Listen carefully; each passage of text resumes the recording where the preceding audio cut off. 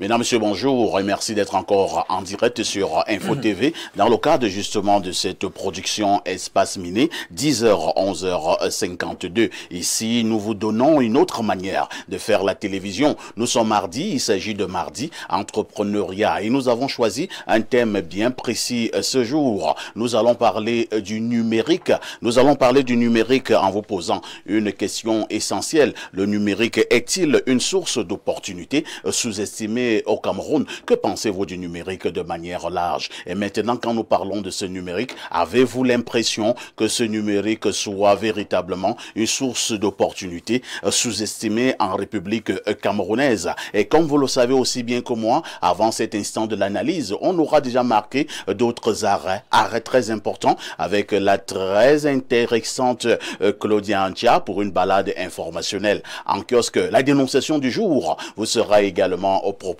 Le canal 6 mais également le canal 317 sont à vous sur Canal Plus International. 24 sur 24, 7 jours sur 7. Nous tutoyons le soleil. 10h, 11h52. Qui dit mieux? Joseph Zambo, bonjour. Bonjour Papa ici et bonjour millions de téléspectateurs qui nous suivent. Comment vous allez ce matin? Très bien, très en forme et prêt pour l'émission. Merci Joseph Zambo, est expert en entrepreneuriat. Il nous accompagne depuis de longs mois. À côté de Joseph Zambo, nous accueillons l'autre expert. Il s'agit d'Ibrahim Maxime Julien. Je ne sais pas si l'alignement de ces noms donne. Mais non, parfait, c'est exact, c'est Ibrahim Maxime Julien. Ibrahim Maxime Julien. Voilà, bonjour, parfait. Bonjour à tous les co-panélistes de ce matin. Bonjour aux millions de téléspectateurs qui sont braqués sur Info TV. Ibrahim Maxime Julien est également chef d'entreprise, mais également expert en entrepreneuriat. Pour nous donner que ces casquettes, à côté d'Ibrahim, nous avons notre benguiste habituel, invité permanent. Lui, c'est Alain Douk. Alain Douk, bonjour. Bien le bonjour, parfait. Bonjour aux co-discutants déjà installés. Bonjour à cet explosif audimat qui ne cesse de grandir tous les jours et fidélisé à la chaîne qui n'arrête pas de monter. Bonjour au très grand frère, comme tu aimes l'appeler, Dieudonné Mveng, maestro, le chef d'orchestre de tout ceci. Bonjour aux techniciens et génies de l'ombre qui rendent possible la magie, qui permettent qu'on nous voit partout à travers le monde et d'ailleurs sur les différentes plateformes numériques, puisqu'on nous allons en parler aujourd'hui. Tout à fait, tout à fait. Merci Alain Douk. En face de vous, Alain Douk, nous accueillons celui-là pour la toute première fois, va déminer l'espace avec nous. Il s'agit de Brice Basson. Bonjour Brice et bienvenue au programme. Bonjour Parfait ici, bonjour à tous les copanélistes et bonjour aux millions de téléspectateurs qui nous suivent. On espère en ce jour être d'un réel apport dans les échanges qui vont meubler cet entretien. Vous êtes promoteur de Sozane. Il s'agit de quoi? Sozane, c'est une solution panafricaine, camerounaise, pensée par nous, pour nos problèmes. Et il faudrait qu'on puisse, dès le début de cet échange, montrer que les solutions africaines sont adaptées à nos besoins. Nous n'avons plus besoin d'attendre que ça vienne d'ailleurs. Et pour ça, il faut qu'on mutualise nos efforts à construire le numérique africain de demain. Ah, donc vous êtes également dans le numérique. Oui, je suis le promoteur d'une solution de santé qui vise à faciliter les soins en Afrique. Et d'abord, nous commençons par le pays, la terre-mère, on va dire, l'Afrique en miniature, le Cameroun. Et il faudrait pour cela que les Camerounais, que nous sommes, comprenions les enjeux et pourquoi nous devons être la locomotive en Afrique centrale des solutions numériques. L'enjeu est majeur et l'avenir va se jouer sur le numérique. L'avenir va se jouer sur le numérique. Cela m'amène aussi à vous poser notre préoccupation pour rester dans Sozane. Quel est l'intérêt que les Camerounais ont à utiliser c'est une application? C'est une application mobile qui revêt trois intérêts majeurs. Tout d'abord, une réduction des coûts. On n'a pas beaucoup d'argent. Il faudrait qu'on ait des solutions qui soient adaptées à nos budgets. Premier point. Deuxième point, il y a une disparité entre l'accès aux soins dans les zones urbaines et les zones rurales. Sozane fait le pont. Et j'espère qu'on aura l'opportunité de dire quel est le sens de ce pont qu'on construit. Et troisième point majeur, nous sommes Camerounais, nous sommes Africains. Il faudrait qu'on ait l'élan de croire en nos solutions. Je parle aux professionnels de la santé. Je parle aux populations qui créent souvent des problèmes d'accès aux médecins, d'accès aux professionnels de santé. Aujourd'hui, Sozane, qui veut dire SO, solution, et SAN, est la solution santé pour tous. Quels que soient vos revenus, quelles que soient vos difficultés d'enclavement, quels que soient aujourd'hui les problèmes que vous avez vécus, on a pensé une solution qui est camerounaise, africaine, et ensemble, construisons le numérique de la santé de demain. De toutes les façons, nous aurons encore certainement l'opportunité d'en parler tout à l'heure, puisque nous parlerons du numérique dans toutes ses facettes. À côté de vous, nous accueillons le consultant Pierre Blériot-Nyemek, qui reste donc le digne fils de Boumniebel, descendant de Oumniobé, alias Castou. Pierre Blériot-Nyemek, bonjour et bienvenue au programme. Bonjour, parfait ici, et merci de m'associer à cette saga de savants, d'experts en entrepreneuriat, de créateurs de solutions. Je vais essayer de me faufiler quelque part là. Pierre Blériot-Nyemek, je vous suggère de garder le microphone cette fois-ci pour nous délivrer la sagesse de ce mardi matin. Alors, la sagesse de ce mardi matin a une orientation entrepreneuriale. Elle dit, si l'on peut échouer malgré sa volonté et ses efforts, personne ne réussit sans volonté affirmée de réussir. On peut reprendre. Si l'on peut échouer malgré sa volonté et ses efforts, personne ne réussit sans une volonté affirmée de réussir. Ça veut dire quoi? Ça veut dire que vous ne pouvez pas réussir malgré vous. Vous ne pouvez pas croiser les bras et dire que les choses se feront. C'est impossible. Les gens peuvent travailler et ne pas atteindre les résultats, ne pas réussir. Mais ceux qui ne font rien sont sûrs d'une seule chose. Ils vont échouer. Au moins là, c'est garanti. Là, c'est garanti. Si vous ne faites rien, rien ne se fera. Donc, cela, c'est une invite à entreprendre. Mais à entreprendre avec deux qualités majeures. J'en parlais avec mon fils hier. Le sérieux et l'honnêteté. Le sérieux et l'honnêteté. Merci Pierre Blériot. Ce matin, nous allons être expéditifs parce que nous allons beaucoup travailler. Nous allons beaucoup travailler, ça je vous le garantis. Nous aurons également beaucoup d'annonceurs à recevoir en direct. Espace Miné de plus en plus sollicité. C'est tous ces annonceurs veulent passer à Espace Miné, je ne sais trop pourquoi. Donc, Tu sais, comment tu sais pas pourquoi? Je ne sais pas. Donc, on va beaucoup travailler ce matin. Je vous le promets déjà. Marquons une toute première touche pause.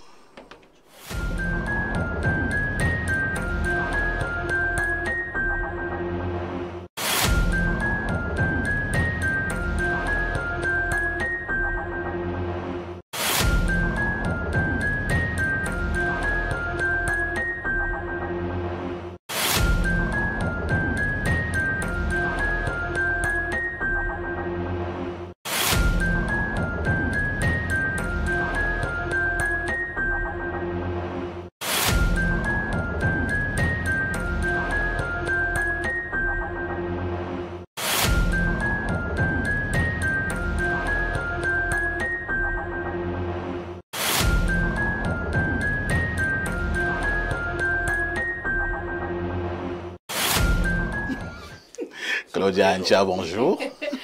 Bonjour, Papa ici. Bonjour à tous nos téléspectateurs qui nous retrouvent ce matin. Vous êtes un cow-boy ou bien vous aimez les cow-boys? Enfin... J'aurais voulu être la femme d'un cow-boy, d'un western. Non, non, non, pas du tout. Mais bon, s'il se pointe, ok, d'accord, on fait l'affaire. Ah bon? Oui. Vous êtes très bien habillé ce matin, surtout ce chapeau, hein, qui nous rappelle des très grands acteurs de films western. Ça, c'est vrai. Alors... Grand malhonnête, hein, les westerns. Comment ça? Non, jamais. Est-ce que ceci peut expliquer cela? Je n'en sais rien. Alors, parfait. Oui. Aujourd'hui, c'est mardi entrepreneuriat. Tout à fait. J'aimerais, alors, à travers votre vitrine aussi, inviter nos téléspectateurs à suivre aussi ce programme qui est diffusé chaque samedi sur ces mêmes antennes. Il s'agit donc de Business Market présenté par moi-même qui parle aussi de l'entrepreneuriat. Est-ce que tu as payé les droits de communication? Ah, si. C'est quoi cette tricherie? Les avantages, non? Il n'y a pas d'avantages par ici. Tu veux faire la pub de ton émission? Il n'y a pas les Espace Miné. Parfait, ici, il n'y a pas les avantages. Il n'y a pas les avantages, il faut me dire, non? Des avantages. Voilà. Voilà. L'heureux demande, quand nous te demandons les avantages, ce que tu donnes. C'est quoi vos avantages? L'avantage, c'est comme là où tu es, tu tires les avantages de là où tu es. C'est pour dire quoi exactement? Je veux comprendre. Là où tu es. Bon, Claudia, on ne va pas brûler le message. Hein. Il faut d'abord me voir avant. J'allais mieux structurer ça. Alors, tu dis que tu as quoi les samedis? Parce que c'est même pas ce que toi tu as les samedis. Je crois pas. Je sais pas, ça fait. J'ai quand même aperçu, hein. C'est business market. Le marché des bonnes affaires. Alors, c'est un tout grand ça. marché? Oui, c'est un grand marché. Vous vendez les habits, les chaussures. Exactement. Et tout ça se passe en direct. Donc, des entrepreneurs, des gens qui ont des entreprises, des sociétés ou toute activité, source de revenus. Vous avez quelque chose, vous êtes en solde, vous avez des arrivages et tout. Business Market. Et là, pour ça, vous pouvez vendre vos produits en direct. C'est un peu ça. On reprend, c'est samedi à partir de quelle heure? Samedi à partir de 15h. Samedi 15h sur Info TV. Vous retrouverez donc Claudia dans le programme Business Market. Voilà, samedi. Tu vois, c'est comme tu disais qu'il fallait dire avant. Il y a les voix qui portent. Samedi à partir de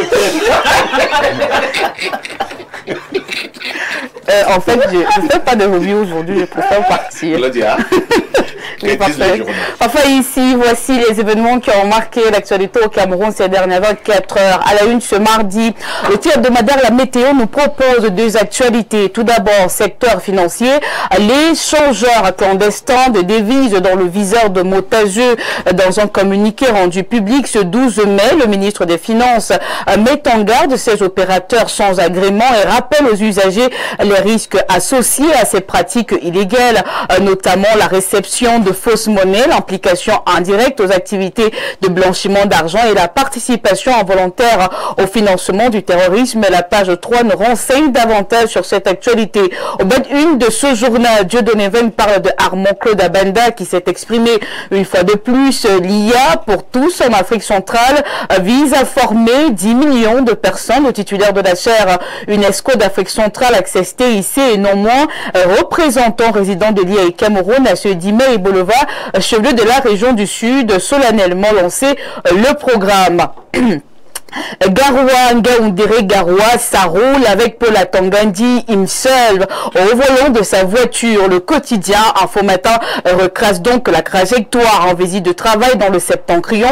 Le ministre de l'administration territoriale a ces 9 et 11 mai parcouru la nationale numéro 1 à plus de 14 heures de route en aller-retour. Objectif, constater le mauvais état du tronçon et recueillir les avis des usagers afin de faire un rapport au chef de l'État Paul Biya.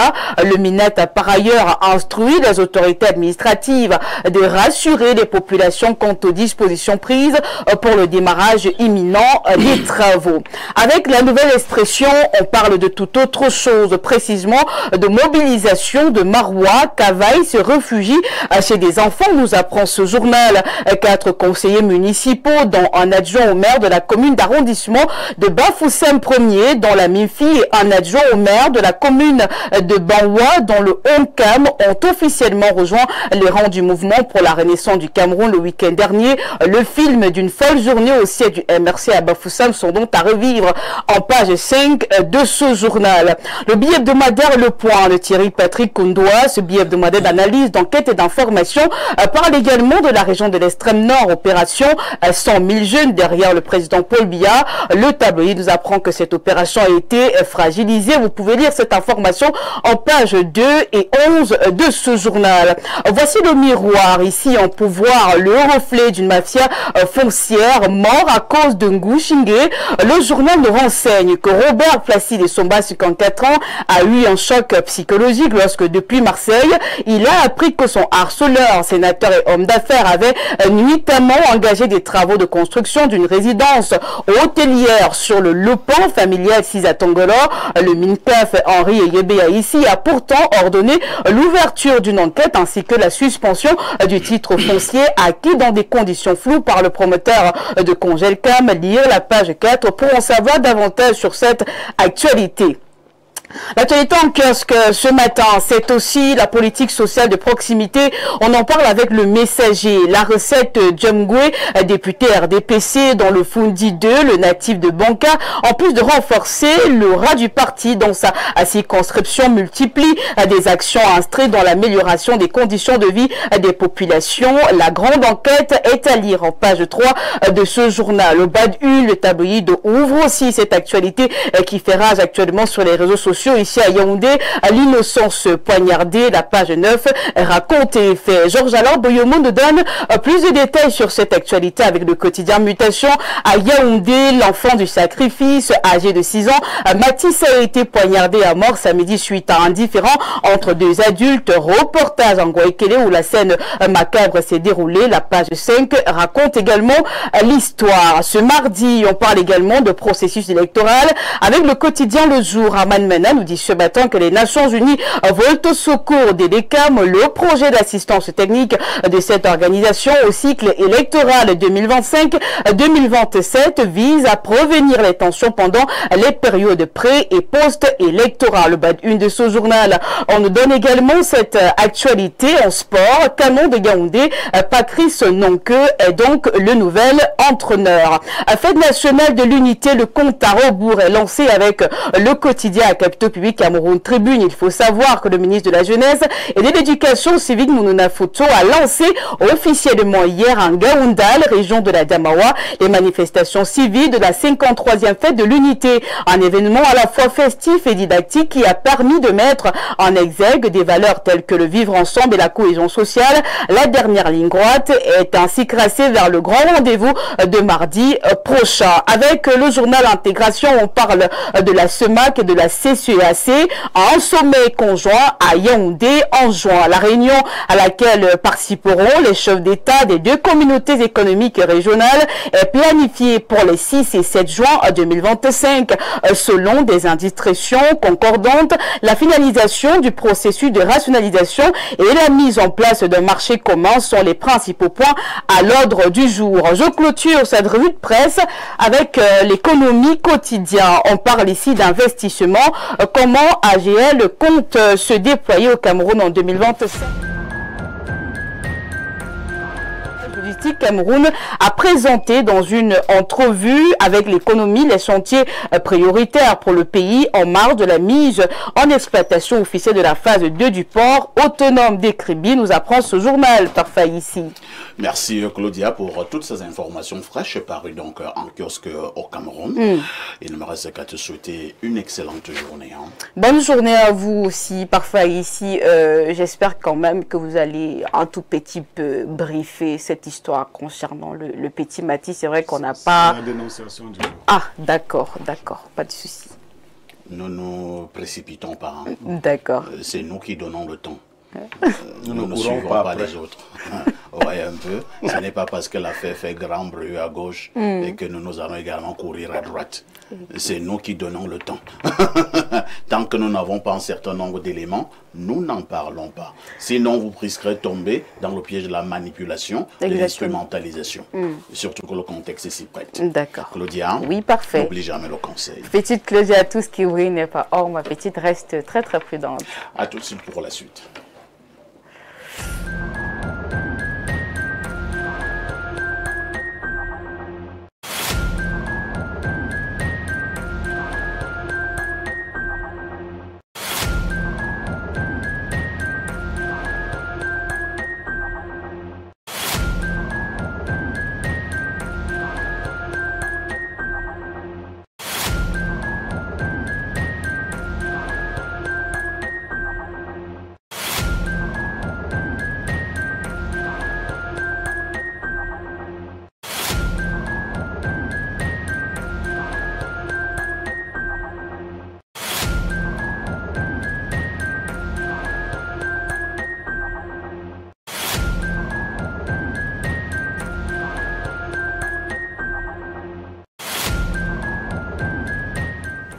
Nous repassons la parole à Pierre Blériot-Niémec pour la dénonciation de ce mardi matin.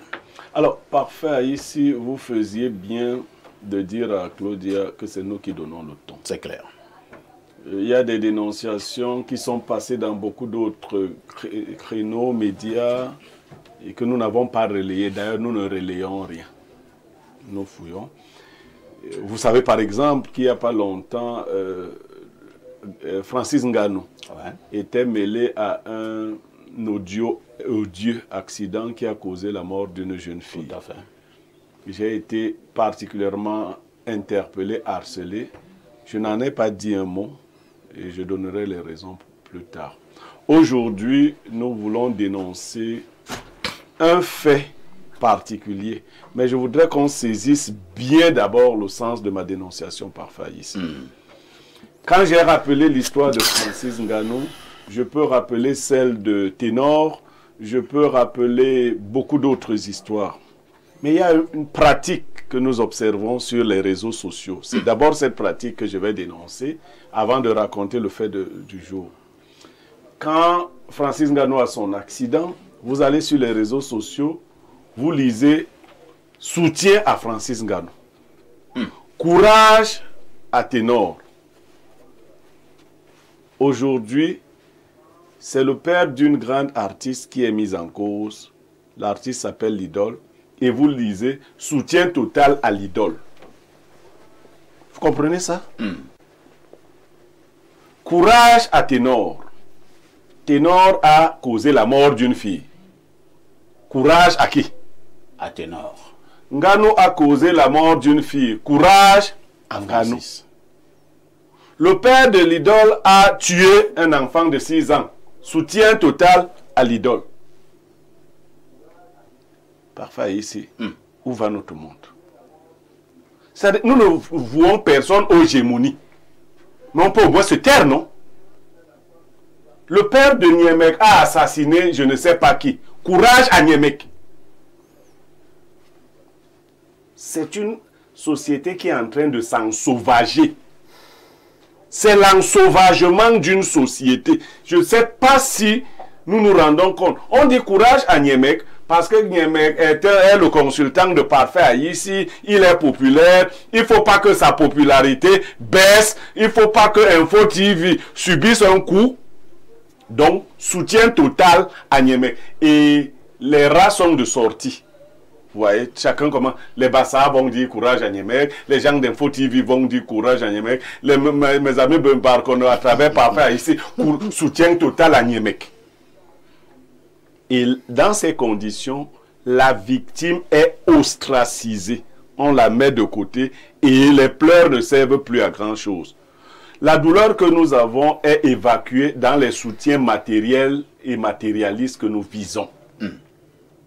Fallait le dire comme ça d'entrée. Première chose. Maintenant, décrire une scène. Ouais. Dans le quartier qui est non loin de Nungwa et Kele. Ouais. Un monsieur se fait appeler Blek. Pour nous qui avons lu quelques romans, nous savons ce que ça signifie. Moi, le petit frère de mon père a aidé à se faire appeler Blek le Roc. Parce qu'il tapait gravement sur les gens. Donc, c'est que quand on t'appelle Blek, c'est que tu es fort. Tu es un tortionnaire. Tu tapes. Voilà donc. Tu casses tout. Un animal d'une espèce humaine à qui il manque seulement la queue, qui se balade donc, et on appelle Blek. Blek.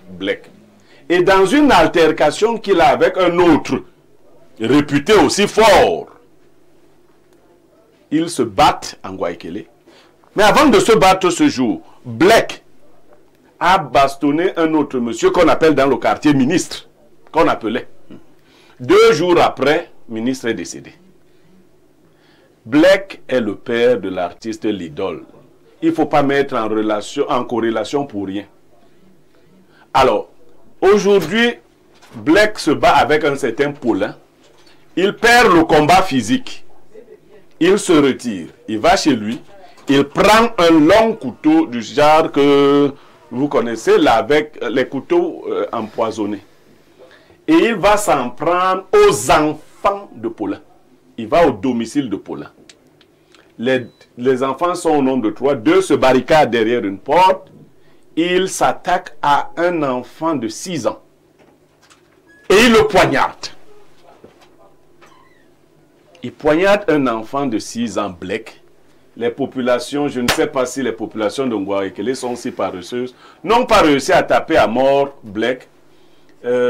La police a retrouvé Blake et il se trouve que Blake est vivant au moment où je vous parle, il est quelque part dans un hôpital. Le petit enfant s'appelait Mathis, joli visage, beau garçon. Il est décédé des suites de cet acte odieux. Nous dénonçons et nous nous dénonçons nous-mêmes. Et quand nous en parlons, parfait ici, si dans votre village, votre père est réputé avoir tué un homme, est-ce qu'on vous regarde bien? Vous, parfait ici, non. Encore que votre père n'est pas réputé avoir tué un homme. Pas du tout. Nous ne voulons pas vouer l'artiste aux gémonies, mais nous allons nous interroger sur les contours, mais également sur les soutiens qui arrivent de part et d'autre. Très bien. Merci Blériot pour cette dénonciation. L'affaire fait grand bruit au Cameroun, au niveau des réseaux sociaux, mais également au niveau des médias conventionnels. Et comme je disais tout à l'heure à Claudia, nous ne courons pas avant de mettre sur ce plateau une dénonciation. Nous faisons un effort d'avoir suffisamment d'éléments. On pouvait en parler il y a 2 jours, il y a 3 jours, mais il fallait avoir tous les éléments. Ça fait mal, histoire pathétique. On va donc d'abord passer la parole à Alain Douk. Alain Douk, actuellement, il y a un petit débat.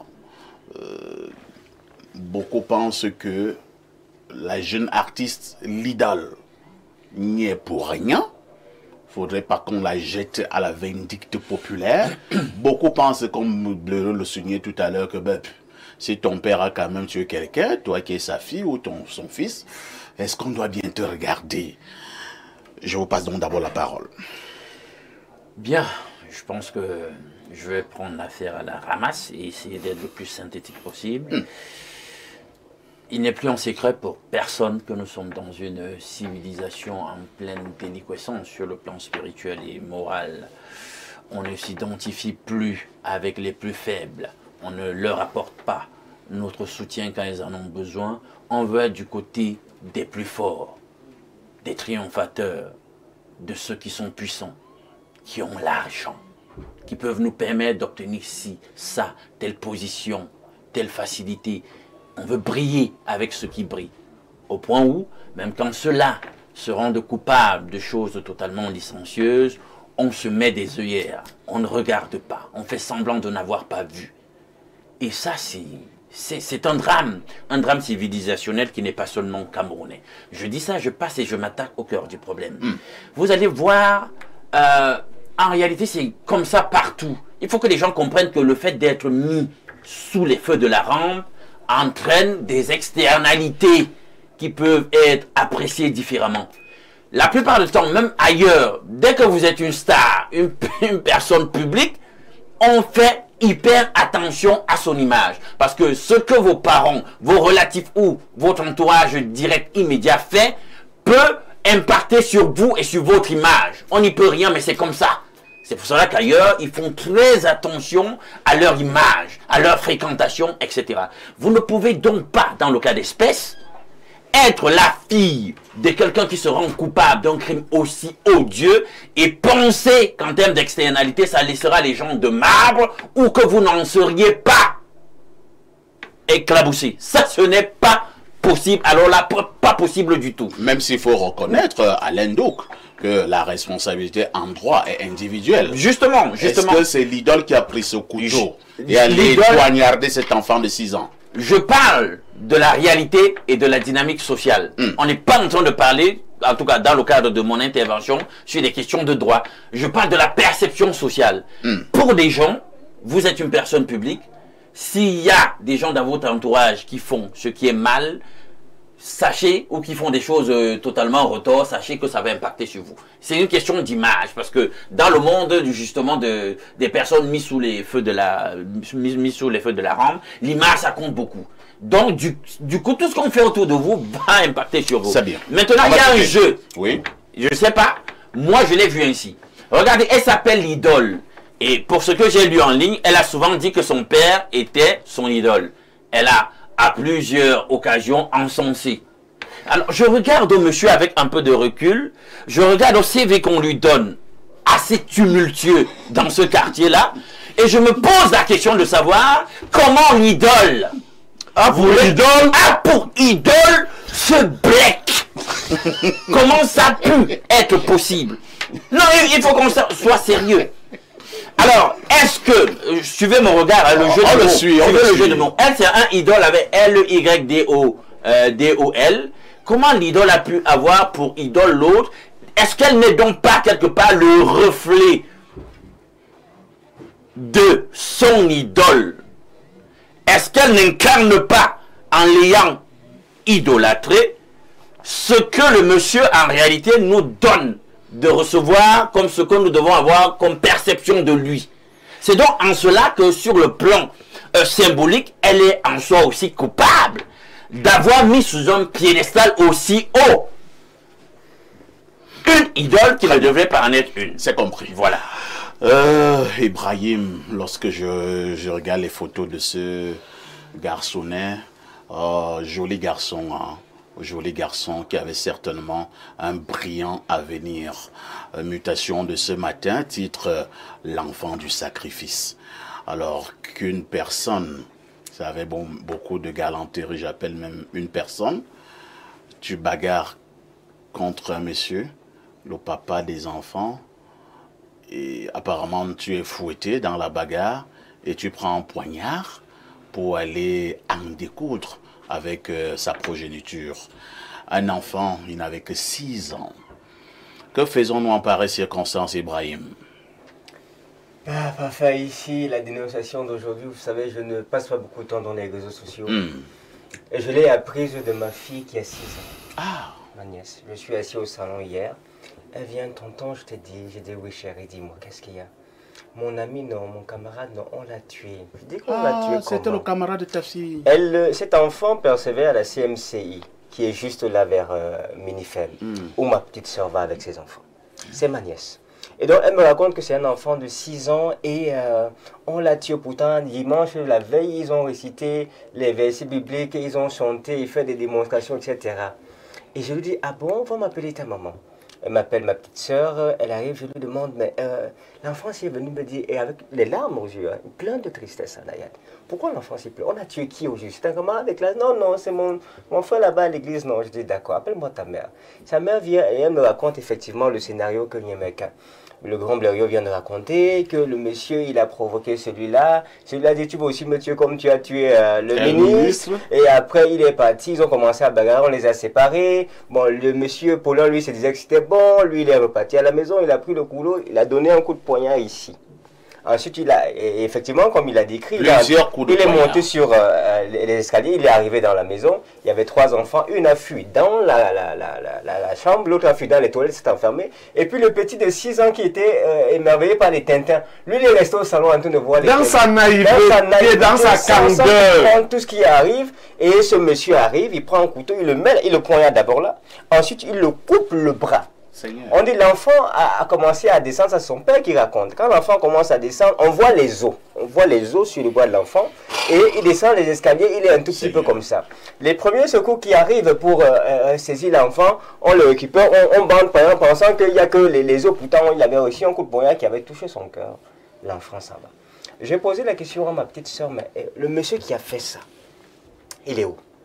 On me dit qu'il est à l'hôpital. Je dis, il fait quoi à l'hôpital? Il n'est pas en prison comment? Il est en quoi à l'hôpital comment? On me dit, non, on l'a tapé et puis on l'a pas achevé. On l'a d'abord pris aussi, on l'a conduit à l'hôpital. Je ne savais même pas que c'est le père de l'idole. Honnêtement, quand quelqu'un fait ça, c'est assez méchant. C'est plus que cruel. Je ne sais pas quel est le démon qui a envahi ce monsieur. Pour voir un enfant de 6 ans et frapper un enfant à plusieurs reprises. Aller chercher les autres qui étaient barricadés à la douche et à la chambre pour les tuer, parce on a violé sa fierté ou son ego. Franchement, pour moi, ce genre de monsieur, il a posé une action qui est délicate, il subit les conséquences de ça. Maintenant, le parallèle qu'on veut créer avec sa fille l'idole, honnêtement, c'est le devoir d'un enfant d'honorer son parent. On ne choisit pas qui est notre parent. On ne choisit pas qui est notre parent. Les parents peuvent avoir la bêtise, comme cela a été le cas du père de l'idole, d'aller commettre un crime aussi affreux et désagréable. Mais qu'à cela ne tienne, ça ne devrait pas l'impliquer de façon directe. Je ne peux pas reprocher à l'idole dans le passé d'avoir dit que son père c'est son idole. Parce qu'un enfant, ben, quand on voit son papa la défendre, se battre pour elle, il peut représenter l'idole de sa fille. Donc c'est quelque chose qu'il faut bien canaliser et orienter. Ça n'a rien à voir avec le fait que c'est le banditisme. Quand vous écoutez l'idole, je l'écoute un tout petit peu. Vous voyez ses œuvres, elle est dans une dynamique de patriotisme, de Cameroun, de paix, de gaieté. On ne voit pas de la violence. Moi, je ne sens pas la violence chez elle. Mais c'est l'opposé carrément de son père. Comme quoi dans la famille, il y a toujours quelqu'un qui dérange. Mais vivement, je pense, le conseil que je lui prodiguerai, c'est... donc qu'on doit coller la paix à l'idole. Ce qui est sûr, c'est que ce que son père fait est tellement affreux qu'elle ne va pas passer comme ça. Elle ne peut pas passer comme ça. Elle doit laisser les plumes. Est-ce que Sakaré doit subir un coup pour cela? Ça ne dépend plus d'elle. Sakaré ne devrait pas, mais ça va subir un coup. Ça ne devrait pas parce que c'est pas elle. On doit maintenant bouder l'idole. Non, moi je boude l'idole. C'est pas l'idole qui a tué cet enfant. Ah, d'accord. Tous les Camerounais et les auditeurs qui sont ici sont d'accord avec le fait qu'on doit punir ce papa. Mais et non l'idole. Et non l'idole. Très bien. Il faut faire le distinguo. On va passer la parole à Joseph Zambo. Un homme est mort. Un enfant de 6 ans qui ne voulait que vivre. Hein. Bleureux parlait tout à l'heure dans sa naïveté, dans sa candeur. Un barbare est venu l'assassiner de manière aussi froide, de manière aussi brutale. Je voudrais même d'abord savoir où se trouve actuellement le monsieur en question. Il est toujours à l'hôpital ou bien il est déjà dans une prison? Donc on le soigne. Ouais. Joseph Zambo, on est en train de soigner ce monsieur. Oui, justement... Joseph, tu confirmes qu'on est en train de soigner ce monsieur? Oui, selon la loi, on va le soigner. Pas qu'on doit. La loi est comme ça.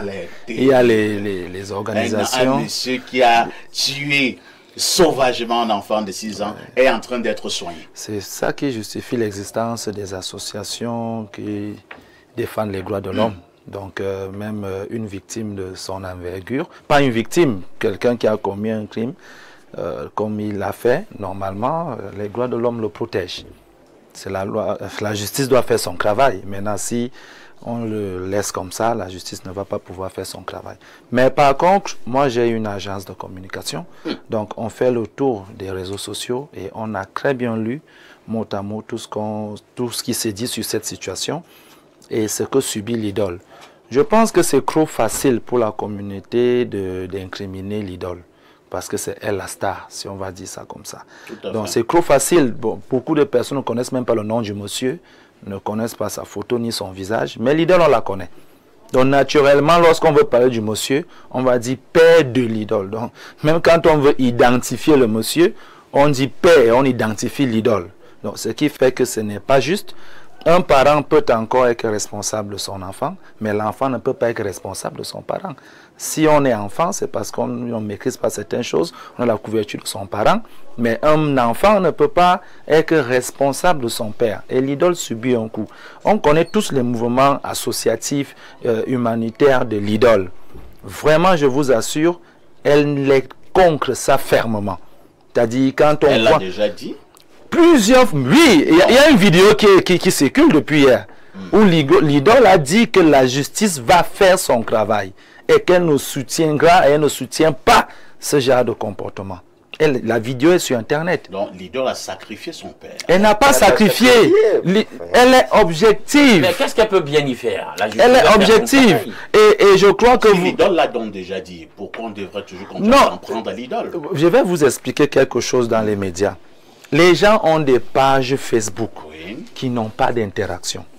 Les gens ont des pages Facebook, ils n'ont pas de formation pratique pour maîtriser comment avoir des articles et des sujets qui pourraient intéresser les gens.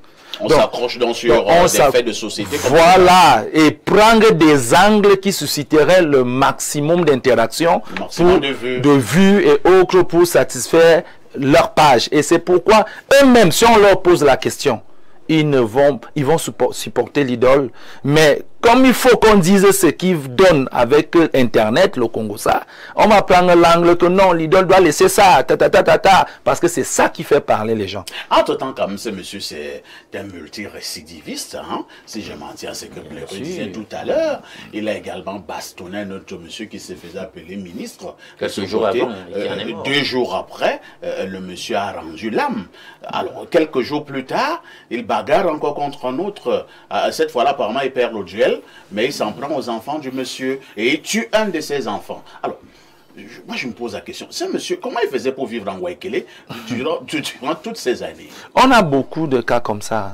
Il n'y a pas que le monsieur, on a beaucoup de personnes comme ça. Qu'est-ce qu'on doit faire du monsieur? On le tue aussi? En réalité, on ne peut pas le dire comme ça. La peine de mort existe encore au Cameroun, hein? Bon, dans ce cas que la justice décide, mais nous, personnellement... Est-ce qu'on ne doit pas l'amener un jour à la poste centrale, un dimanche, à la sortie de la messe de la cathédrale?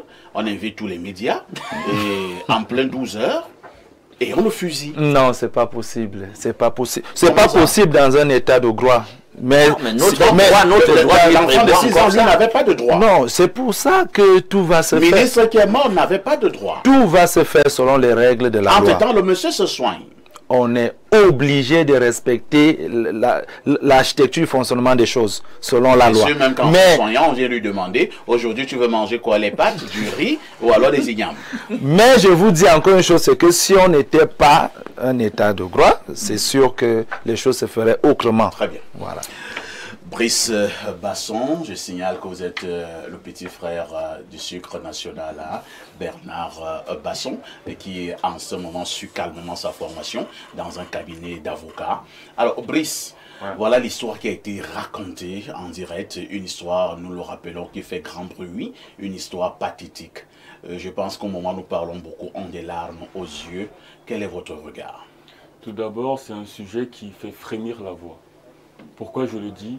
Parce qu'on parle dans une société où on doit préserver la vie. Là, on parle de perte de vie. On parle de la perte de vie d'un enfant. Nous avons des petits frères, nous avons des enfants pour certains. Et cela, la simple évocation du scénario fait frémir la voix et élève des indignations. Mais je veux qu'on ait un regard avec un double écho. Pourquoi je parle de double écho? Aujourd'hui, nous vivons dans une société d'appartenance. Ça veut dire quoi? Ça veut dire que si on va dans un environnement plus macro, quand vous êtes en Occident par exemple, si un Arabe porte un acte qui n'incrimine pas tous les Arabes, il a, par exemple, je touche du bois, il a tué un Noir. On va dire les Arabes ont tué les Noirs. Je fais ce parallélisme-là pourquoi? Pour montrer le lien d'appartenance.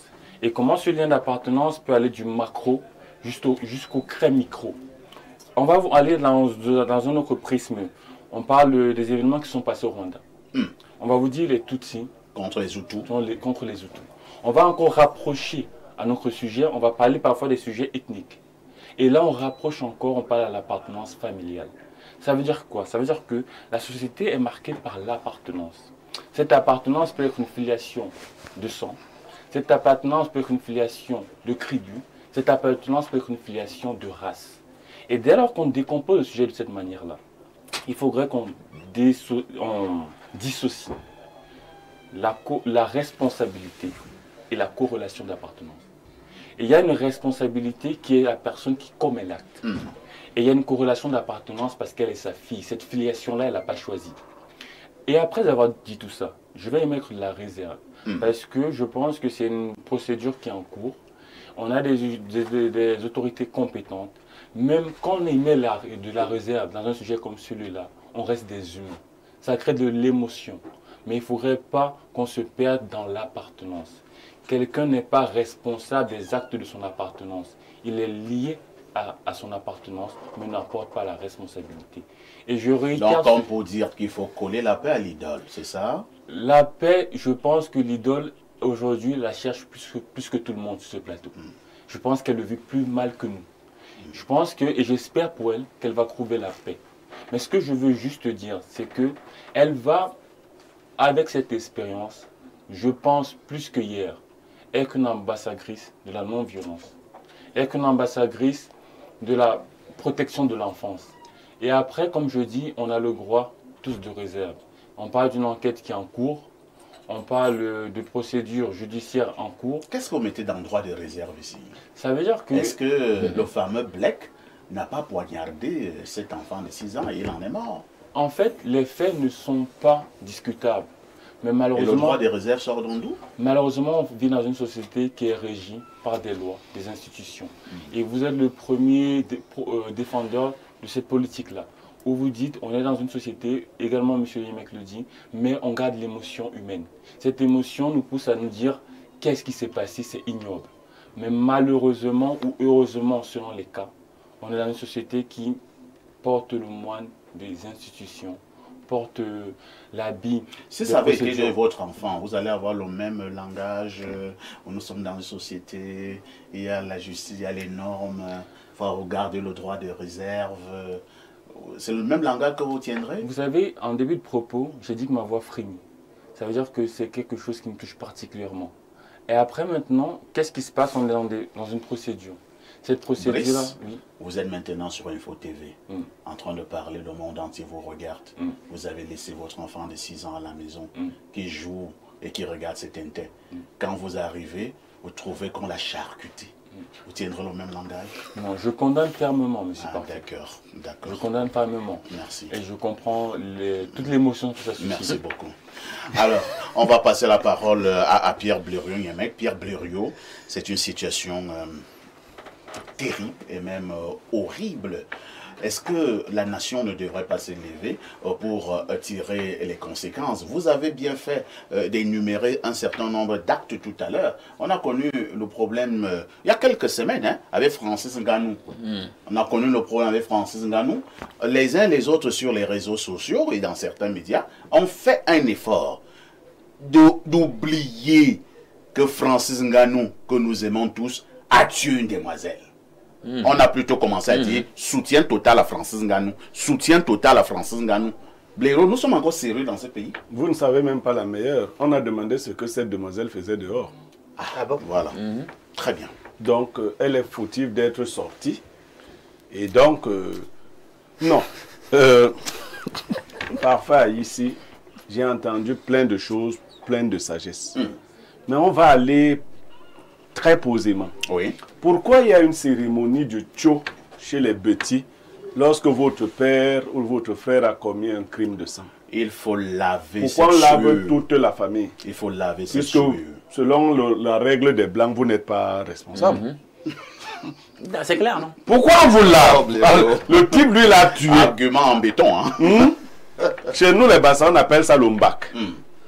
Ton père a tué, ton fils a tué, n'importe qui. Pourquoi on lave toute la famille? Pourquoi quand on ne vous lave pas, les malheurs vous suivent? Alors que ce n'est pas vous qui avez commis l'acte. Est-ce que vous avez prêté attention à ça? Donc il y a une... Quand les hommes ne peuvent pas voir là où la justice est, demandez à la nature. Demandez à la nature comment elle règle les problèmes. Donc, ceux qui veulent défendre les carrières des gens, on n'est pas là pour la carrière de quelqu'un. Alain Douk a suggéré deux choses qui étaient très importantes. Le père de l'idole n'est pas à son premier forfait. Avant que ce soit une catastrophe comme celle-ci. Son père a assassiné il y a quelques semaines avant. Est-ce qu'elle a fait une sortie pour se désolidariser de son père et exposer son père? Non. Auquel cas son père n'aurait même plus eu la possibilité d'être... Ne savez-vous pas qu'en partie c'est parce qu'il est le père de l'idole qui n'était pas en prison après avoir tué ministre? Ouais. Et que si on n'avait pas respecté le fait qu'il soit le père de l'idole, il aurait été emprisonné depuis qu'il a tué ministre et ne nous aurait pas arraché le petit Matisse. Deuxième chose, le père de l'idole n'est pas parti pour tuer un seul enfant. Seigneur. En plus. Pendant que vous parlez, les enfants ne se cachaient même pas. Je vous entends dire là. Vous avez donc un voisin avec qui vous avez bagarré, qui assassine vos 3 enfants et ses enfants sont dans sa maison aussi. Qu'est-ce que vous faites? Vous venez faire les bisous à ses enfants et les versets bibliques. Parce que le droit... Bon, ok. C'est Matisse qui a tapé Blake. Non. Pourquoi Blake a tué Matisse? Parce qu'il a su que ça ferait mal à Paulin, non? Le père de Matisse. Si on se met à tuer le père de l'idole devant tout le monde, pour cela, est-ce que l'idole va approuver qu'on tue son père? C'est-à-dire, on dit tapons le père de l'idole à mort. Est-ce que l'idole va approuver qu'on tape son père à mort? Il faut que l'idole m'arrête d'abord son affaire de carrière là. Ce n'est pas la priorité. La priorité, c'est de pleurer Matisse. Elle a arrêté, elle a annulé. Je dis qu'elle arrête d'abord ça et qu'on arrête. Elle a reporté. Et qu'on arrête de dire soutien total à l'idole. Mais qu'est-ce que vous voulez? Il n'y a aucun soutien pour la fille d'un criminel. Elle emporte la responsabilité mystique et spirituelle et morale. Si vous êtes fils de criminel dans nos villages, vous êtes banni. Vous êtes banni. Il faut d'abord qu'elle sache ça. Il faut laver l'idole. Est-ce que vous savez ça? Il faut l'amener au village. Et la laver dans le tcho, dans le mbac. Parce que son père a versé la souillure. Wafo a versé la souillure sur la famille. Noamfo. Alors, Noamfo, si c'est la faux. Donc, le truc là qui a versé la souillure sur la famille ne devrait pas être défendu. Je ne défends pas Paulin non plus. Je vous ai dit que Paulin et Black sont réputés. C'est des gros bras. C'est des gars qui sont dangereux. Vous voyez donc, quand vous avez une réputation comme celle-là, ce qui peut arriver. Mais ça ne devait pas arriver sur cet enfant. Moi, je n'aurais pas tenu le même langage si Black s'en était pris à Paulin. Je vois que Black a voulu résoudre le problème en allant tuer Matisse. Vous tous qui supportez l'idole là maintenant, si Paulin tue l'idole, vous allez dire quoi? Vous allez dire que Paulin est l'homme le plus méchant de la planète Terre. Parce qu'au fond de vous, c'est la carrière que vous allez pleurer. Et Matisse, comme Matisse n'avait pas de carrière, lui n'a personne. Il n'était que Matisse. Lui ne nous intéresse pas. C'est les carrières qu'il faut préserver. Et quand tu le dis, tu veux que tel échoue. Et si c'était un sacrifice? Par exemple. On ne va plus laisser quelqu'un. Parce que nous tue, on laisse. Et tel tue. Les gens ne font que tuer les gens. On est dans une société, on n'a pas de dire aux gens, vous avez tué les gens. Nganou a tué la fille de l'autre jour, pourquoi? Pourquoi Nganou l'a tué? Ah, dites-nous. Même Nganou, maintenant, lui, il est en train... Vous semblez être plus renseigné. Non, Nganou est en train de faire des cérémonies au village, il monte, il descend. Pourquoi? Ce sont les cérémonies, il doit tuer les gens? Je ne sais pas. Pourquoi Nganou a tué la fille, là? C'est comme ça qu'il faut parler. Il ne faut pas dire soutien total à Nganou. Nganou est sorti avec... Nganou a fini. Hein. Non, ils ont réussi avec leur technique d'omerta dans les médias à boucher la bouche à tout le monde. Parce que si Nganou te rencontre, il va te taper. Écoutez, voilà le monde dans lequel on est. Et encore que... Donc, l'idole... il faut même lui enlever le nom là. Et Moifo, la fille de Moifo, Noifo a tué, le père a tué Matisse. Et c'est le propre, la honte absolue qui est sur cette famille. Je vous dis, si vous rentrez dans nos villages, la loi traditionnelle était claire. Si on dit que votre mère a empoisonné les enfants d'une école, vous savez ce qu'on doit faire de vous? Non. On vous chasse de ce village, vous êtes bannis. Pourquoi on bannit les enfants? On peut leur dire non, restez ici. Vous n'étiez pas avec votre mère quand elle a décidé d'assassiner les enfants des autres, n'est-ce pas? Très bien. Et Dieu était bête aussi quand elle a dit je punis l'iniquité des pères sur les fils. Jusqu'à la troisième et la quatrième génération. Et juste, donc Dieu, bon, lui il avait vu que les gens, pourquoi on va te punir alors que c'est donc. Nous portons le péché d'Adam et Ève, on était là, les gars voulaient manger les pommes, faire l'amour, nous on porte. Et c'est pas grave. Depuis on ne nous a pas encore. Ce n'est pas grave. On ne nous a pas encore arrêté ça. Ce n'est pas grave. Mais l'idole ne peut pas porter ce que son père vient de faire. Laisse l'idole. Merci Blaireau, calme-toi. On va lire... Toi tu portes Adam, que tu n'as même pas connu. On va lire les nombreux messages. Hein. Bonjour parfait, très heureux de vous retrouver ce matin. Par rapport à votre dénonciation, je ne suis pas d'accord avec M. Ibrahim. Rappelez-vous, dans l'une de vos émissions, M. Niemek disait que si ta maman est une mauvaise femme, tu dois l'éloigner de ta vie. Ce conseil est valable. Ouais. L'artiste et l'idole savait sûrement que son idole de père avait ce genre de pratique. Elle aurait donc dû s'éloigner de lui depuis et ne pas permettre qu'il fasse partie de sa carrière. Voilà le reproche qui est fait à l'idole. C'est triste cette affaire. Le sang de cet enfant va parler jusqu'à la 4e génération. Monsieur Nyemek, vous êtes un homme sage, très sage même. Merci pour votre intervention. Nous nous plaignons de monsieur Biya chaque jour, mais personne ne soutient Brenda, sa fille. Que les gens arrêtent de soutenir l'idole. L'adorateur Ouan depuis Yaoundé. Ah oui. Ah oui, ah oui. Autre message ce jour. Bonjour le plateau, je suis monsieur Bell de Ngaoundéré. Certains médias et ONG habituellement loquaces quand un chien est écrasé sont curieusement devenus silencieux quand Noirfo tue le petit de 6 ans. Ah ben, Noirfo. Ce monsieur s'appelle Noirfo. C'est lui qui a charcuté cet enfant de 6 ans. Et on dit que certains médias ont perdu l'usage de la parole. Mais ces médias s'élèvent souvent lorsqu'on tue un chien à Borada. Mais on a tué un enfant de 6 ans et le monsieur s'appelle Noirfo. Bonjour à vous sur le plateau. Je trouve que le principe devrait s'appliquer à tout le monde. Quand il s'agit de Brenda Biya ici, tout le monde est fier de voir les injures qui lui sont infligées, tout simplement parce que c'est la fille d'une personne que certaines personnes n'aiment pas. Mais pourquoi au lieu de soutenir la maman du bébé décédé, tout le peuple soutient plutôt l'idole? Mais c'est absurde. Mais qu'est-ce qui arrive même aux Camerounais? Ouais, mais c'est pas tout le, pas tout le monde. Pas tout le monde, hein, faut pas dire ça non plus. Moi, je soutiens la mère de l'enfant. Bonjour, Espace Miné, monsieur Aïssi. Hier, j'étais en conversation avec un oncle du feu Matisse, avec qui j'ai grandi. Je lui disais qu'ils ne doivent pas en vouloir à l'artiste pour son silence, vu que ce n'est pas elle l'auteur, et qu'elle doit être très embarrassée. Cependant, sa sortie vidéo d'hier m'a profondément déçu quand elle dit être contre toute forme de violence, sans indexer explicitement son père, dont la précédente victime n'est même pas encore enterrée. J'ai en souvenir la sortie qu'elle avait fait suite à la libération du type qui avait tué sa femme. Pire, il semblerait qu'il continue de clamer qu'à sa sortie de l'hôpital ou de la prison, il fera couler du sang. Ok. Donc, le monsieur qui est à l'hôpital a dit que dès qu'il sort, il va faire couler. Mais c'est parce qu'on a un faux peuple, non? Moi, parent de la victime, Dieu me pardonne. J'aurais pris mes responsabilités envers cet assassin récidiviste. C'est Bertrand Amarois qui envoie ce message.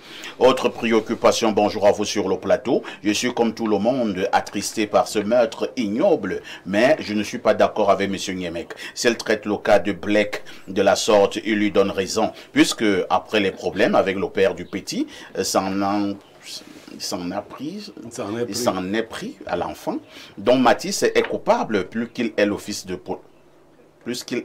Paulin. Donald Nkwaban. Donald est sérieux. Il y a des sorts. Si tu vois, il a mis seulement son prénom, non? Dans ces conditions-là, quelqu'un ne met pas son nom. Bonjour à vous sur le plateau et merci pour la dénonciation. Elle fait froid d'eau. Il est important d'interroger la dynamique sociale qui est la nôtre actuellement. Si on arrêtait le prévenu quand il a tué, il y a de cela 2 semaines, et on ne lâchait pas le prévenu lors de l'enquête, ce qui est le cas depuis des mois, ça se serait produit. Si la justice gardait derrière les barreaux pendant les enquêtes tous les prévenus, ça se serait produit. Si les 2 papas inconscients ne bagarraient pour on ne sait quoi, au bar, ça se serait produit. De toute façon, on attrape, on libère les dangers publics depuis le début de l'année en cours. Que pensez-vous de faire pression sur la justice afin qu'à l'avenir, aucun prévenu ne soit relaxé durant les enquêtes? Malheureusement, la justice de la République n'intègre pas l'imaginaire collectif des populations que nous sommes. Prenons une dernière préoccupation. Depuis là, je n'ai pas lu une préoccupation qui vient de l'étranger. Je ne sais trop pourquoi. Alors que ce sont également des valeureux Camerounais. Ils ont encore les chairs de poule pour l'instant. Nous écoutent. Bon, Ibrahim dit que nos amis de l'étranger ont certainement encore de la chair de poule. Alors, nous prenons donc ce message. Bonjour, le maestro des modérateurs, le Wedem Boys des panélistes. Sur le cas du père de l'idole, j'aimerais juste savoir pourquoi fait-on le 2 poids 2 mesures. Nous savons tous que tout ce que subit Brenda Biya pour être la fille d'eux. Pourquoi maintenant faire la politique de l'autruche? Dans tous les cas, cette affaire n'est pas simple. À tout de suite pour la suite.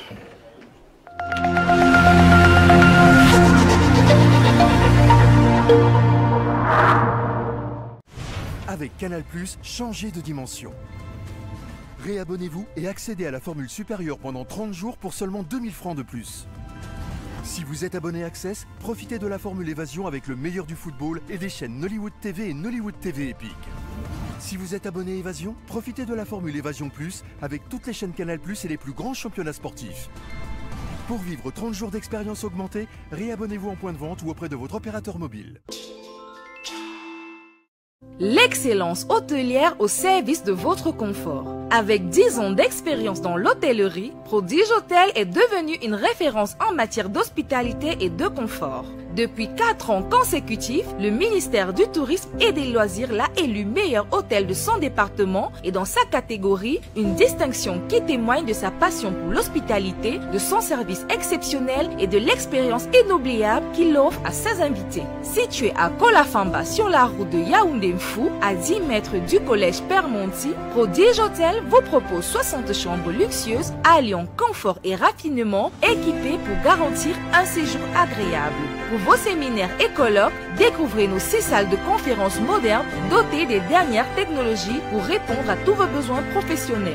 Nos restaurants en plein air, au bord de la piscine ou à l'intérieur, vous feront vivre une véritable expérience gastronomique offrant une cuisine raffinée à chaque instant. Profitez de nos nombreuses commodités, les salles de fête, esplanades, salles de sport, instituts de bien-être et espaces de jeu pour enfants pour des moments de détente et de plaisir en famille ou seul. Prodige Hôtel, là où l'excellence devient une tradition, n'attendez plus, offrez-vous l'excellence, contactez-nous. Prodige Hôtel, votre bien-être, notre raison d'être. Événement citoyen, Salon de l'action gouvernementale, la vitrine du Cameroun. Vous rêvez d'un environnement de travail propre, sain et agréable pour vos équipes et vos clients? Vous recherchez un partenaire fiable, reconnu pour son professionnalisme dans le nettoyage de locaux? Béthane Cleaning Services, c'est l'exigence de qualité, la rigueur et la confiance depuis plusieurs années.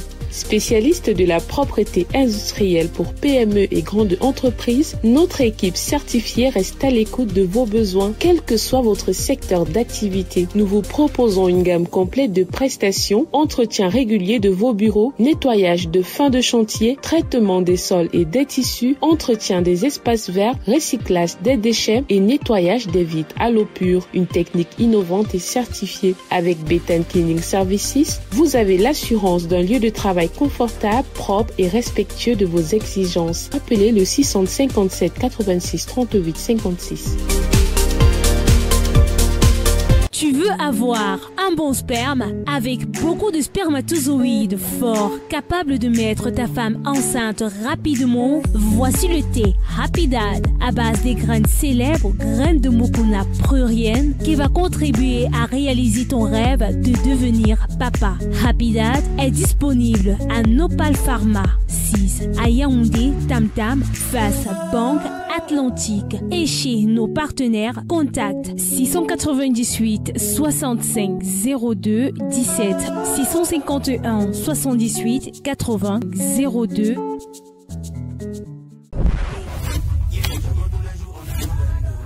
Comme moi, Paris c'est bête Momo. Ça dit qu'on n'est pas blindé, je go tous les jours. Chez BetMomo, ton premier pari est 100% remboursé. Inscris-toi vite sur www.betmomo.com, place ta mise et si ça ne rentre pas, on te rembourse intégralement. Joue l'esprit tranquille et profite du jeu. Offre soumise à condition. Renaprove offre Masso Acte 5. Nous sommes en plein cœur du marché SOS et nous sommes venus à la rencontre du bénéficiaire de 750 000 francs CFA lors de l'acte 4 de la Masso. C'est un boucher. Nous allons savoir ce qu'il en a fait des financements offerts par la mutuelle d'assistance et de solidarité.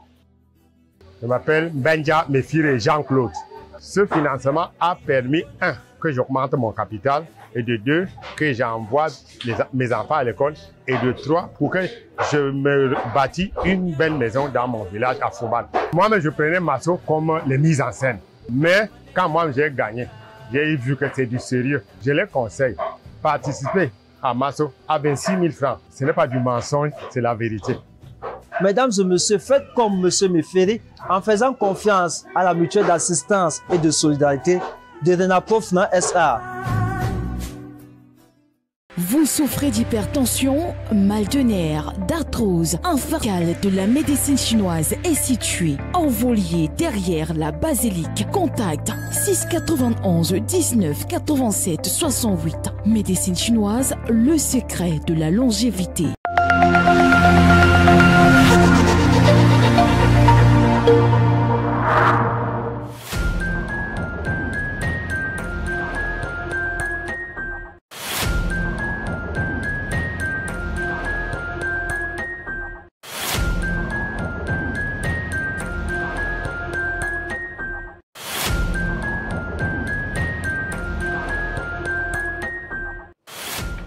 Rosine, bonjour. Bonjour, parfait. Lorsque nous vous accueillons. Évasion pour évasion plus de 22 100, de 22 000 francs. Si vous êtes à évasion plus de 22 500 francs, vous ajoutez 2 000, là vous faites 24 500 et vous avez le bouquet tout canal de 45 000 et tout ceci pour un mois. Donc pendant 30 jours, bénéficiez d'une expérience TV exceptionnelle. Alors, Rosine, qu'est-ce qu'on retrouve comme programme exclusif dans les formules supérieures en ce mois de mai sur Canal+? En ce mois de mai, vous avez une programmation alléchante sur les chaînes et sur les bouquets Canal+. Déjà, chers téléspectateurs, je vous invite à retrouver demain votre série Venons la trilogie sur Canal+ Action. Vous avez également voilà, notre création originale, La Cantane, la Méduse. Cette création originale, cette nouvelle série qui passe tous les dimanches à 20h30. N'oublions pas les coups de la vie sur A+, dès qu'il est 16h. Que de beaux programmes, hein, Rosine, sur Canal+, ça donne vraiment envie de se réabonner. Alors, comment procéder? C'est simple. Pour se réabonner aujourd'hui, vous avez Orange Money, donc à travers le code Jazz 150 étoile 411 Jazz. Je répète, Jazz 150 étoile 411 Jazz. Vous avez également la possibilité de vous réabonner à partir de MTN Mobile Money avec le code étoile 126 étoile 2 Jazz. Étoile 126, étoile de Jazz. Vous avez nos nombreux stores sur l'étendue du territoire. Vous avez aussi nos distributeurs agréés. Rosine. Parfait. Espace Miné sur Info TV. Dis merci à Canal+. Hein. C'est Info TV c'est Canal+ qui vous dit merci. À tout de suite pour la suite.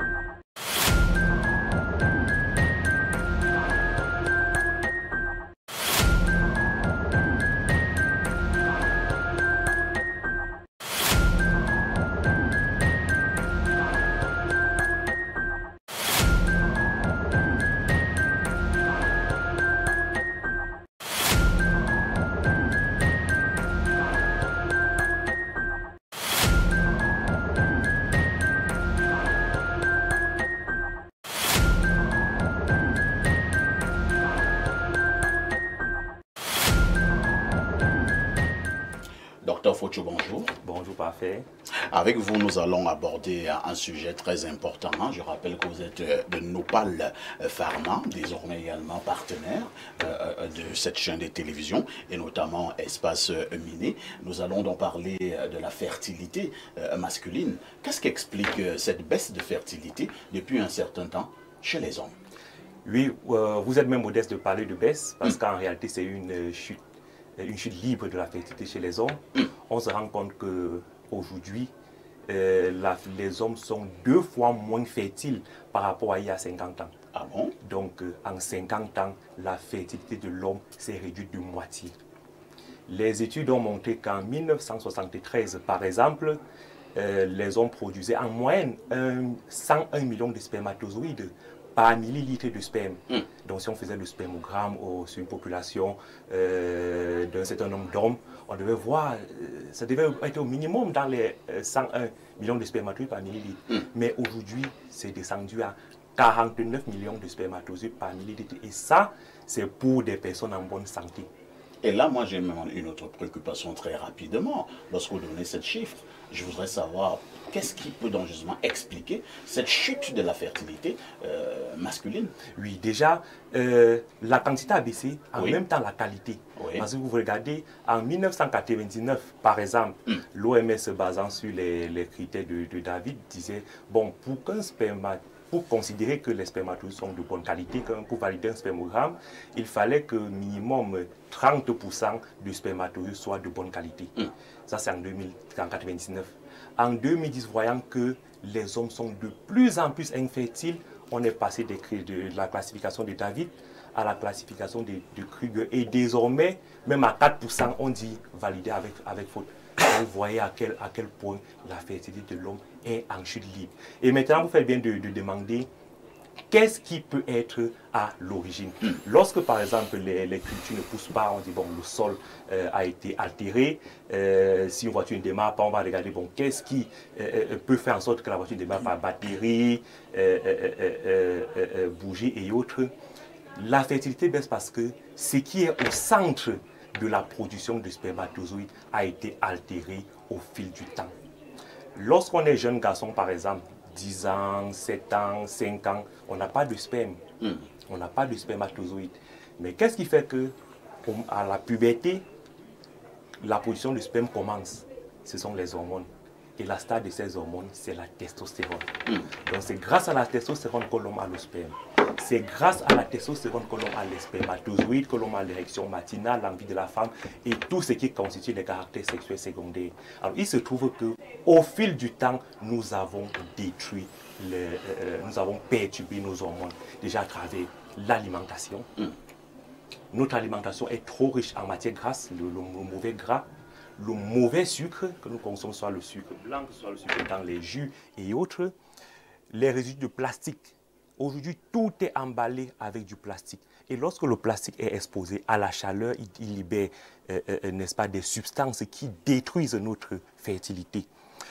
Donc, les aliments que nous emballons, à l'aide des plastiques, là, ça attaque les spermatozoïdes. Tellement, ça attaque les spermatozoïdes. Le pain, par exemple, que nous consommons au quotidien, beaucoup de boulangers utilisent le bromate de potassium qui est tellement dangereux. Le gouvernement, à un moment donné, a combattu tant bien que mal, mais aujourd'hui, les boulangers utilisent toujours le bromate de potassium qui détruit chaque jour la fertilité de l'homme. Quand on regarde même les tétines de biberon pour les enfants, vous voyez le biberon des enfants, la tétine de biberon, des études ont montré que certaines tétines contiennent le bisphénol A. C'est un composé tellement nocif qui perturbe tellement les hormones de telle sorte que, vous voyez, l'homme aura tendance à se féminiser. Le bisphénol A, et on en retrouve dans beaucoup de choses. Un homme qui marche comme une femme. Qui marche comme une femme. Il fait des choses comme une femme. Il fait les choses comme une femme. Et il peut aller même plus loin. Hein? Voilà. Et vous voyez, c'est à cela que nous sommes en train d'y arriver. Parce qu'à cause de tous ces perturbateurs, hormonaux, qu'on appelle souvent perturbateurs endocriniens, qui perturbent la fertilité. Alors, docteur Ofocho, dernière préoccupation. Lorsque vous avez dit tout cela, il y a une question essentielle. C'est terminé ou alors il y a une solution? Que peut-on faire pour changer la donne?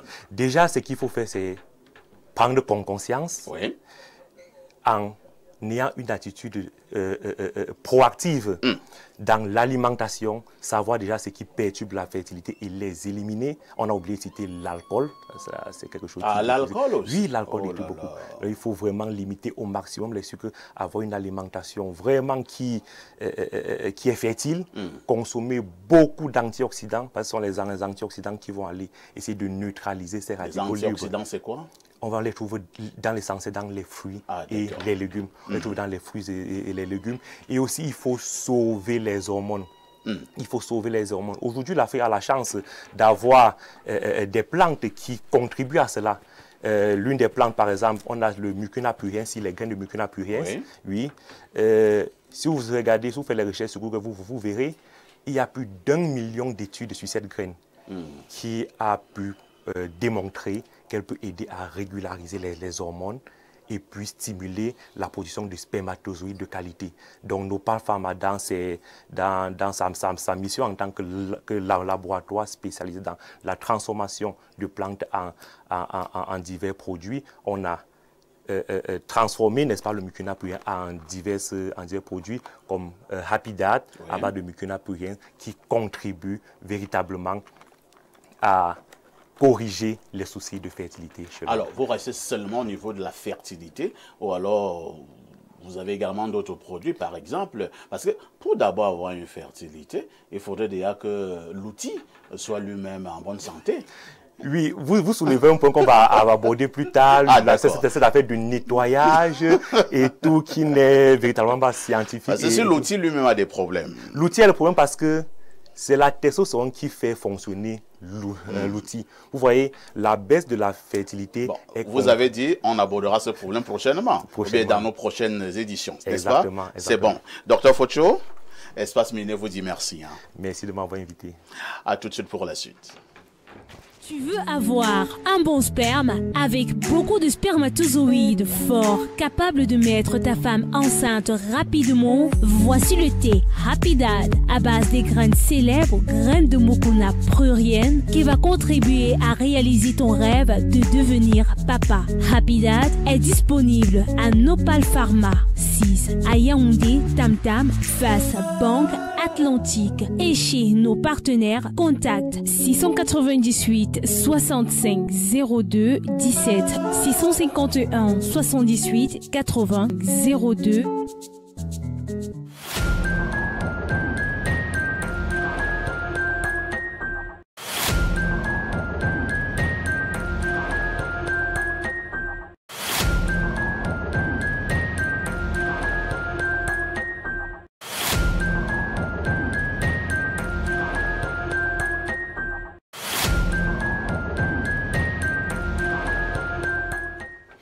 Le numérique est-il une source d'opportunités sous-estimée au Cameroun? C'est la problématique majeure ce matin dans le cadre de votre mardi entrepreneuriat. Je vais d'abord passer la parole à Joseph Zambo, comme d'habitude, qui nous plante le décor.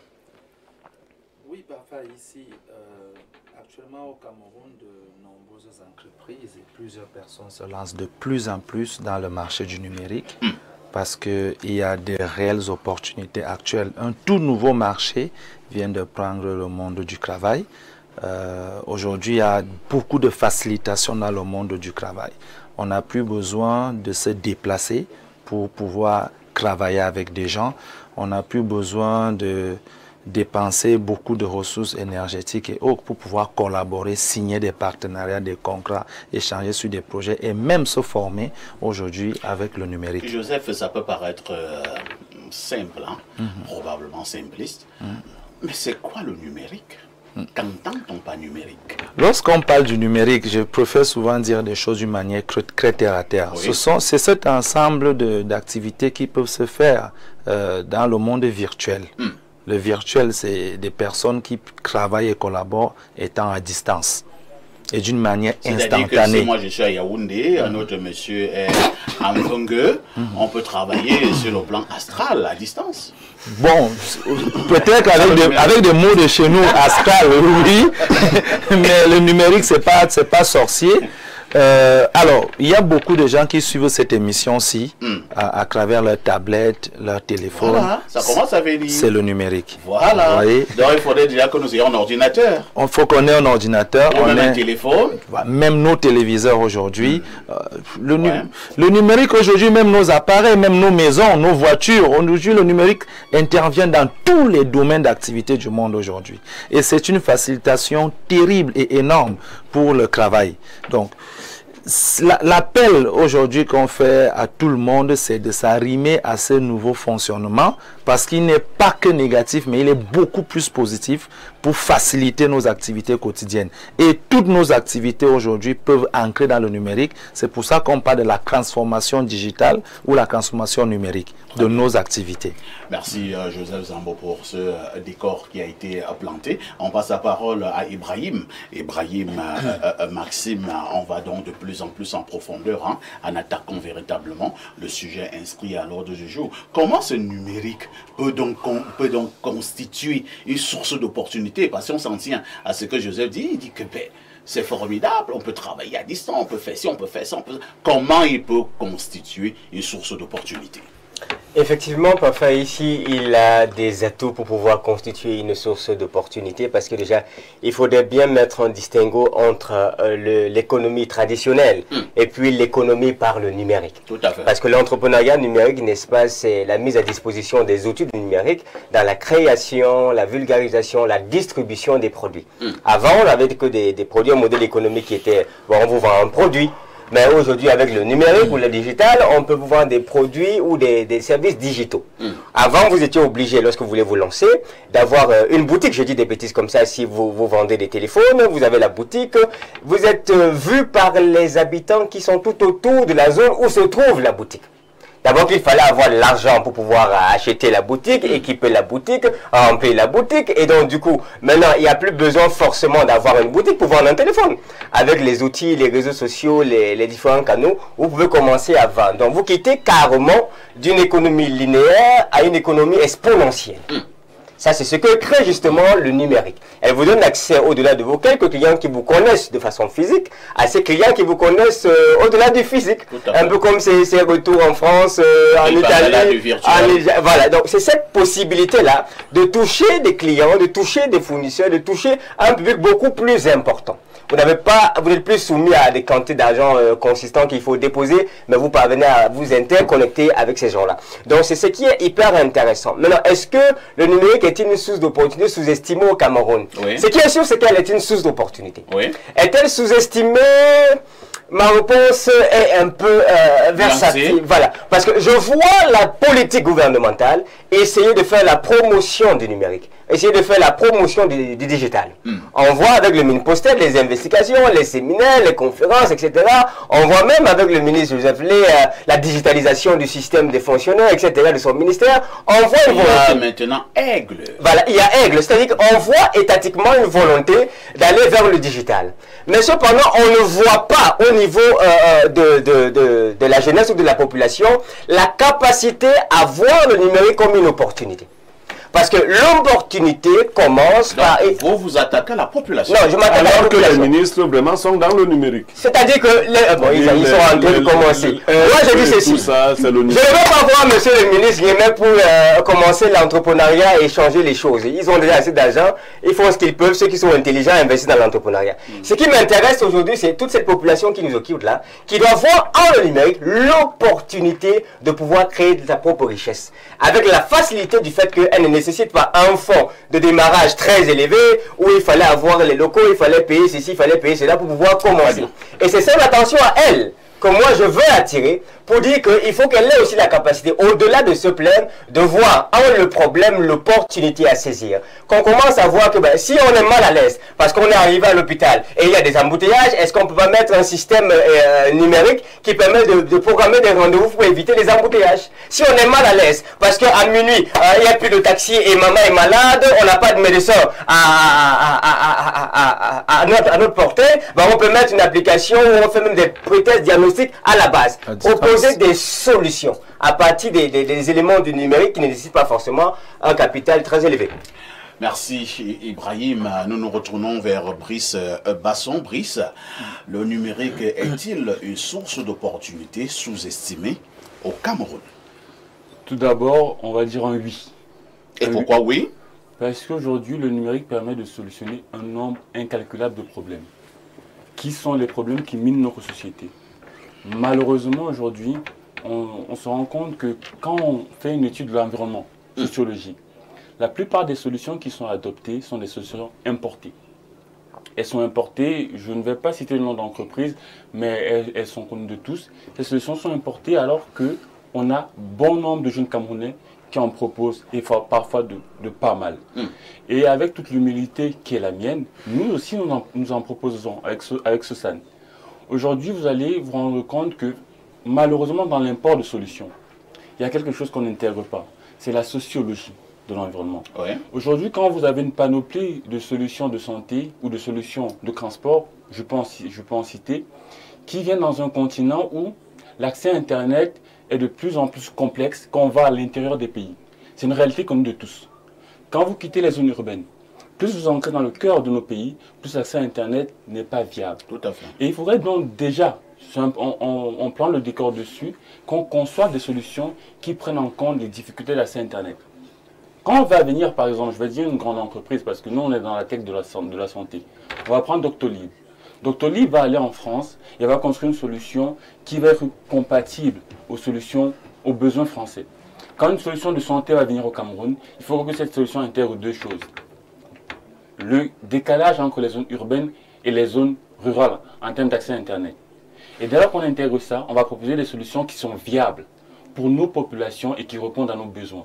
C'est sous ce prisme-là que je dis aujourd'hui que le numérique est sous-estimé. Parce que si on arrive à adapter le numérique aux besoins de notre continent et de notre pays, croyez-moi, on a une mine d'or. Les nouvelles technologies pour l'Afrique sont une mine d'or. À 3 niveaux. Premièrement, au niveau des investissements.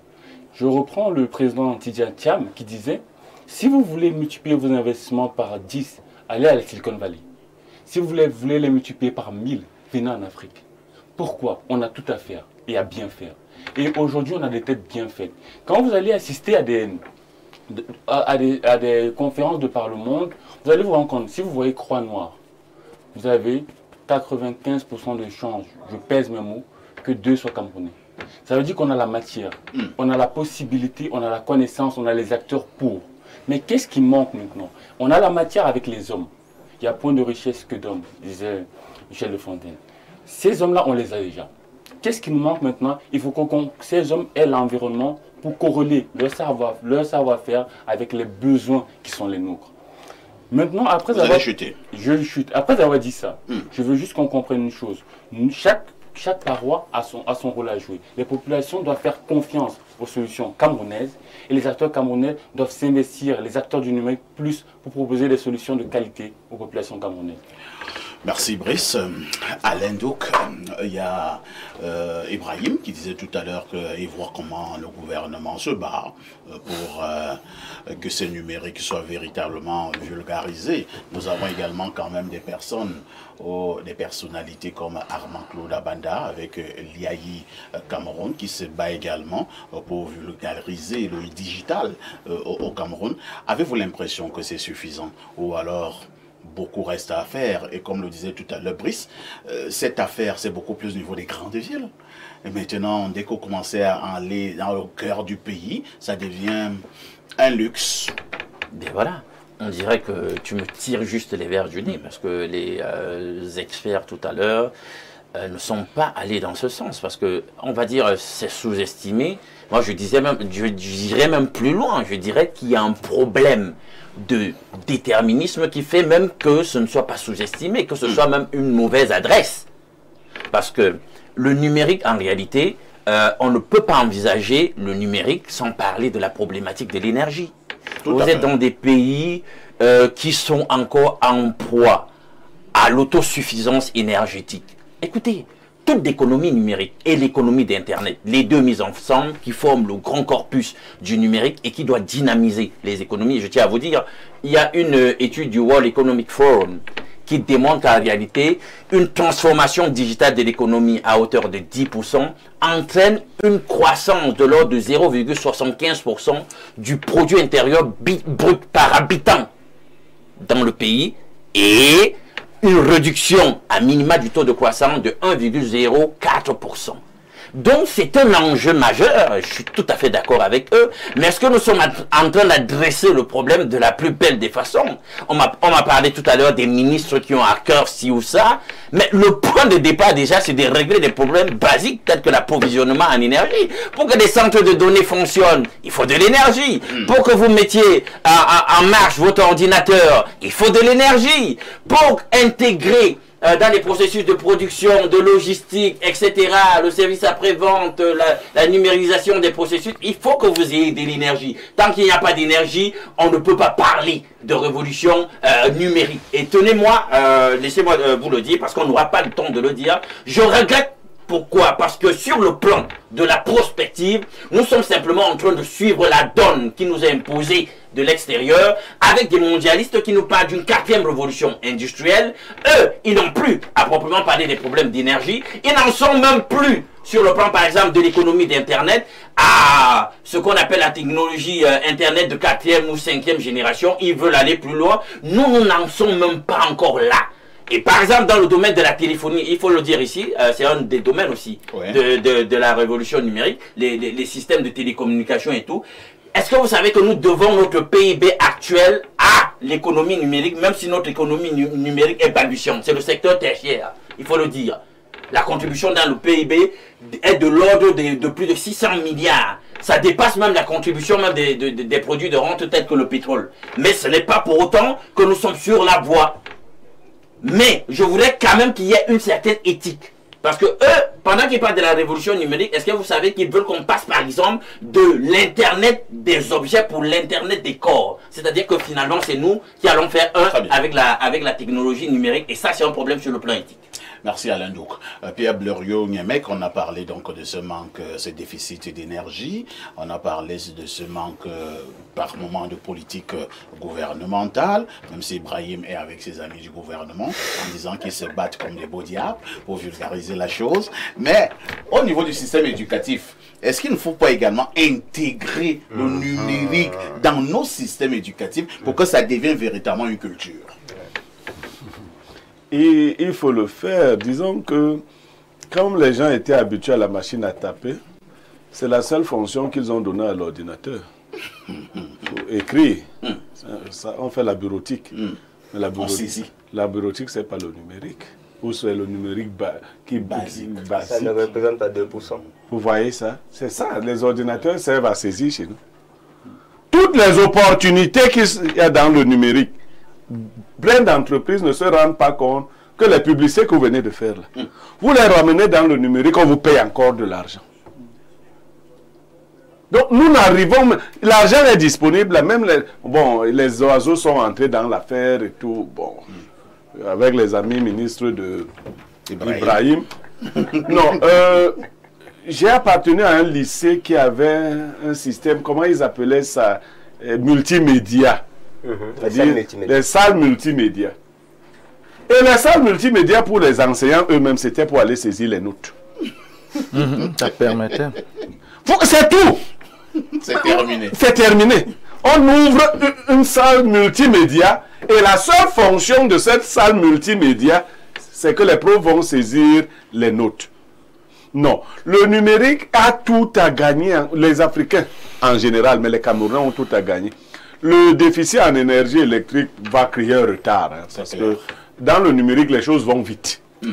Même les ventes en ligne, tout va vite. Si vos ordinateurs s'éteignent tout le temps parce que vous n'avez pas l'électricité, bon, les autres ne vont pas collaborer avec vous. Parce que c'est clair. Ils vont se rendre compte, ils vont vous prendre pour des voyous. Parce que quand ton téléphone s'éteint, prenons seulement le cas basique. Si un client attend une commande et il trouve que votre téléphone est éteint, c'est foutu. C'est foutu. Bon, maintenant, pour atteindre l'auto-production numérique, il va aussi falloir, et ça vous avez évité ça parce que ils sont comme Lidl et Nganou, MTN et Orange. C'est pas eux, bon, on va dire que c'est pas eux qui nous donnent la mauvaise connexion. Peut-être c'est nous-mêmes qui nous donnons à nous-mêmes la mauvaise connexion. Quelle est cette qualité de connexion que nous avons dans ce pays? Ça, vous allez dans n'importe quelle de ces agences, vous payez le prix fort et vous n'avez pas de connexion. Nous ne sommes pas sérieux. Il va falloir résoudre ce problème-là. Internet a un débit très faible chez nous. Je dis, c'est pas, même c'est très faible. Donc ces questions-là, aujourd'hui on a monétisé par exemple beaucoup de réseaux sociaux. C'est-à-dire que même notre État pourrait en tirer des bénéfices. Beaucoup d'argent circule dans le numérique. Les gens ne sont pas là. Tout ce que bon, les jeunes filles même, qui n'ont pas, bon, jeunes filles, jeunes garçons qui n'ont pas pu pousser l'école loin, quand ils apprennent même le numérique, c'est pour les nudes. Au lieu d'apprendre les vrais marchés qu'il y a sur le numérique, elles apprennent les nudes. Là-bas, c'est aussi un marché. Bon, qui est même florissant. Qui est même florissant. Alors, on va lire les messages. Hein. Bon, là, c'est le 225, c'est la Côte d'Ivoire. Bonjour le panel. Le numérique est un luxe pour le Cameroun et même pour beaucoup de pays africains. Le numérique, par contre, en Europe, est un résultat d'une nécessité têtue, un désir d'expansion après avoir eu à maîtriser les méthodes traditionnelles. Là-bas, on court contre le temps et les défis, les concurrences. En Afrique et au Cameroun, nous ne courons avec aucun temps, ni défi, ni concurrence. La preuve, combien de Camerounais ou Africains qui utilisent aujourd'hui le téléphone iPhone font quoi de toute la puissance de ces téléphones? Est-ce que ces téléphones leur a permis d'arriver à l'heure ou de mieux organiser leurs rendez-vous ou leurs relations? C'est Owanagil, le cinéaste. Voilà. Merci. Hein. Autre message ce jour, nous prenons rapidement le plus 63. Il s'agit de quel pays là? Ce sont les Philippines. Oh oui. Jusque là-bas, ah oui, le numérique fait des choses. Le plus 63, le numérique. Alors, du côté des Philippines, on dit ceci, salut le plateau. Moi, c'est David. Pour moi, le numérique est une source d'opportunités sous-estimée au Cameroun, dans ce sens que l'accès à Internet est un véritable calvaire. La connexion Internet est instable et c'est cher. Et l'État ne fait pratiquement rien pour améliorer la situation. Pourtant, ce secteur pourrait réduire le taux de... Il dit le taux de changement. Chômage. Peut-être le taux de chômage. Merci. Autre message ce jour. Alors... Qu'est-ce qu'on dit ici? Bonjour Perfecto et bonjour à ton riche panel. Je tiens à saluer la pertinence du thème du jour. En tant que passionné du digital, je confirme avec force, oui, le numérique est gravement sous-exploité chez nous, pas par manque de potentiel, mais par manque de vision, de politique audacieuse et surtout d'éducation digitale de masse. Aujourd'hui, le numérique peut créer des emplois, ouvrir les marchés mondiaux aux jeunes entrepreneurs, digitaliser nos administrations, automatiser nos entreprises, offrir une éducation de qualité à distance et bien plus encore. Perfecto, ce qu'il faut pour ça est une vraie stratégie nationale, des investissements ciblés, un changement de mentalité. Merci à Info TV pour cette émission courageuse et éclairante. Le Cameroun ne peut plus rester en marge de cette révolution. Une fan inconditionnelle de vos émissions. Merci. Hein. Allons au plus 33, c'est la France. Bonjour parfait, bonjour à vous sur le plateau. Le numérique au Cameroun est une source d'opportunités considérable, mais elle est encore largement sous-estimée et sous-exploitée à cause des défis d'infrastructure et d'accès, mais avec un potentiel de croissance et d'impact socio-économique très important à condition de mieux l'exploiter. Le gouvernement camerounais peut améliorer l'infrastructure numérique en adoptant plusieurs mesures clés. 1. Développer les infrastructures de télécommunications. 2. Baisser les coûts d'accès à Internet et accélérer le débit pour faciliter les recherches. 3. Améliorer l'interconnexion et l'interopérabilité des plateformes numériques gouvernementales. 4. Mettre en œuvre des projets structurants. Ces actions combinées, je sais que c'est possible, permettront d'améliorer la qualité, la couverture et l'accessibilité des infrastructures numériques, stimulant ainsi l'économie numérique du pays et son développement inclusif. C'est Tony de Monaco, créateur d'avenir. Créateur d'avenir. Il est dans le numérique. Incroyable. Alors, Joseph Zambo, nous avons certes énuméré les freins au numérique, à l'expansion du numérique au Cameroun, mais est-ce que nous allons nous limiter simplement à ces freins? Pourquoi ne donc pas quand même aussi dire que dans les grandes villes ou de temps en temps, nous avons le numérique? Que pouvons-nous faire pour que cette affaire-là nous rapporte de l'argent, nous donne des opportunités et tout ce qui va avec? Oui, j'aimerais déjà présenter quelque chose. Oui. L'Internet s'est créé, ça fait 45 ans qu'on a créé l'Internet. L'ordinateur, on l'a créé, ça fait 85 ans aujourd'hui. Et je n'ai pas dit le téléphone, j'ai dit le smartphone. Lui, il est créé, ça fait 25 ans aujourd'hui. Mais aujourd'hui, on parle du numérique comme étant quelque chose qui vient de sortir. C'est très ancien ailleurs. Aujourd'hui, ailleurs, on parle même de l'IA, intelligence artificielle, qui a encore une autre dimension du numérique. Nous en parlerons. Bon, si aujourd'hui on descend encore au niveau du numérique, qui est un sujet qui ailleurs on n'en parle plus parce que c'est déjà toute une vie là-bas, on va se dire que oui, ce numérique dont on découvre aujourd'hui en Afrique, c'est il permet de faire d'énormes entrées financières. Si on parle même au niveau du e-gouvernement, ça c'est quelque chose qu'il faut qu'on applique aussi dans notre pays. La gestion de notre État à travers le numérique, c'est très possible. C'est encore un peu très honteux aujourd'hui de chercher à avoir son diplôme de baccalauréat et d'aller au niveau de l'office et on doit fouiller des tonnes de documents pour qu'on puisse trouver ton baccalauréat. Alors que on peut aller sur le site internet de l'OBC, de taper son matricule et directement nous envoyer un mail qui a notre baccalauréat, on le tire. Les actes de naissance et pas mal de choses aujourd'hui, des pièces qu'on veut avoir, des informations, c'est-à-dire... À un moment donné, dans une mairie, dès que un ou deux bâtiments brûlent feu, c'est terminé. Toutes les personnes qui avaient leur fichier là-bas est oublié. Il n'y a plus d'acte de naissance, il n'y a plus d'acte de mariage. Il n'y a plus. Ce cas même est très grave. C'est pas là qu'il a choisi. Non, c'est parce qu'on est éloigné du monde. Les choses les plus importantes, telles que celle-là, la digitalisation de nos activités, on n'en prend pas conscience. On n'essaie même pas de les implémenter. On a parlé tout à l'heure. On a déjà formé tellement de jeunes dans le numérique. Comment ces jeunes-là vont travailler? L'IA, il forme d'énormes professionnels dans le monde du numérique, du digital et autres. Ils vont travailler où? Comment? Avec quelle énergie? On n'a même pas, déjà, pour faire venir un ordinateur au Cameroun, il faut payer cher. Pour faire venir des smartphones, pour qu'on puisse travailler, il faut payer cher.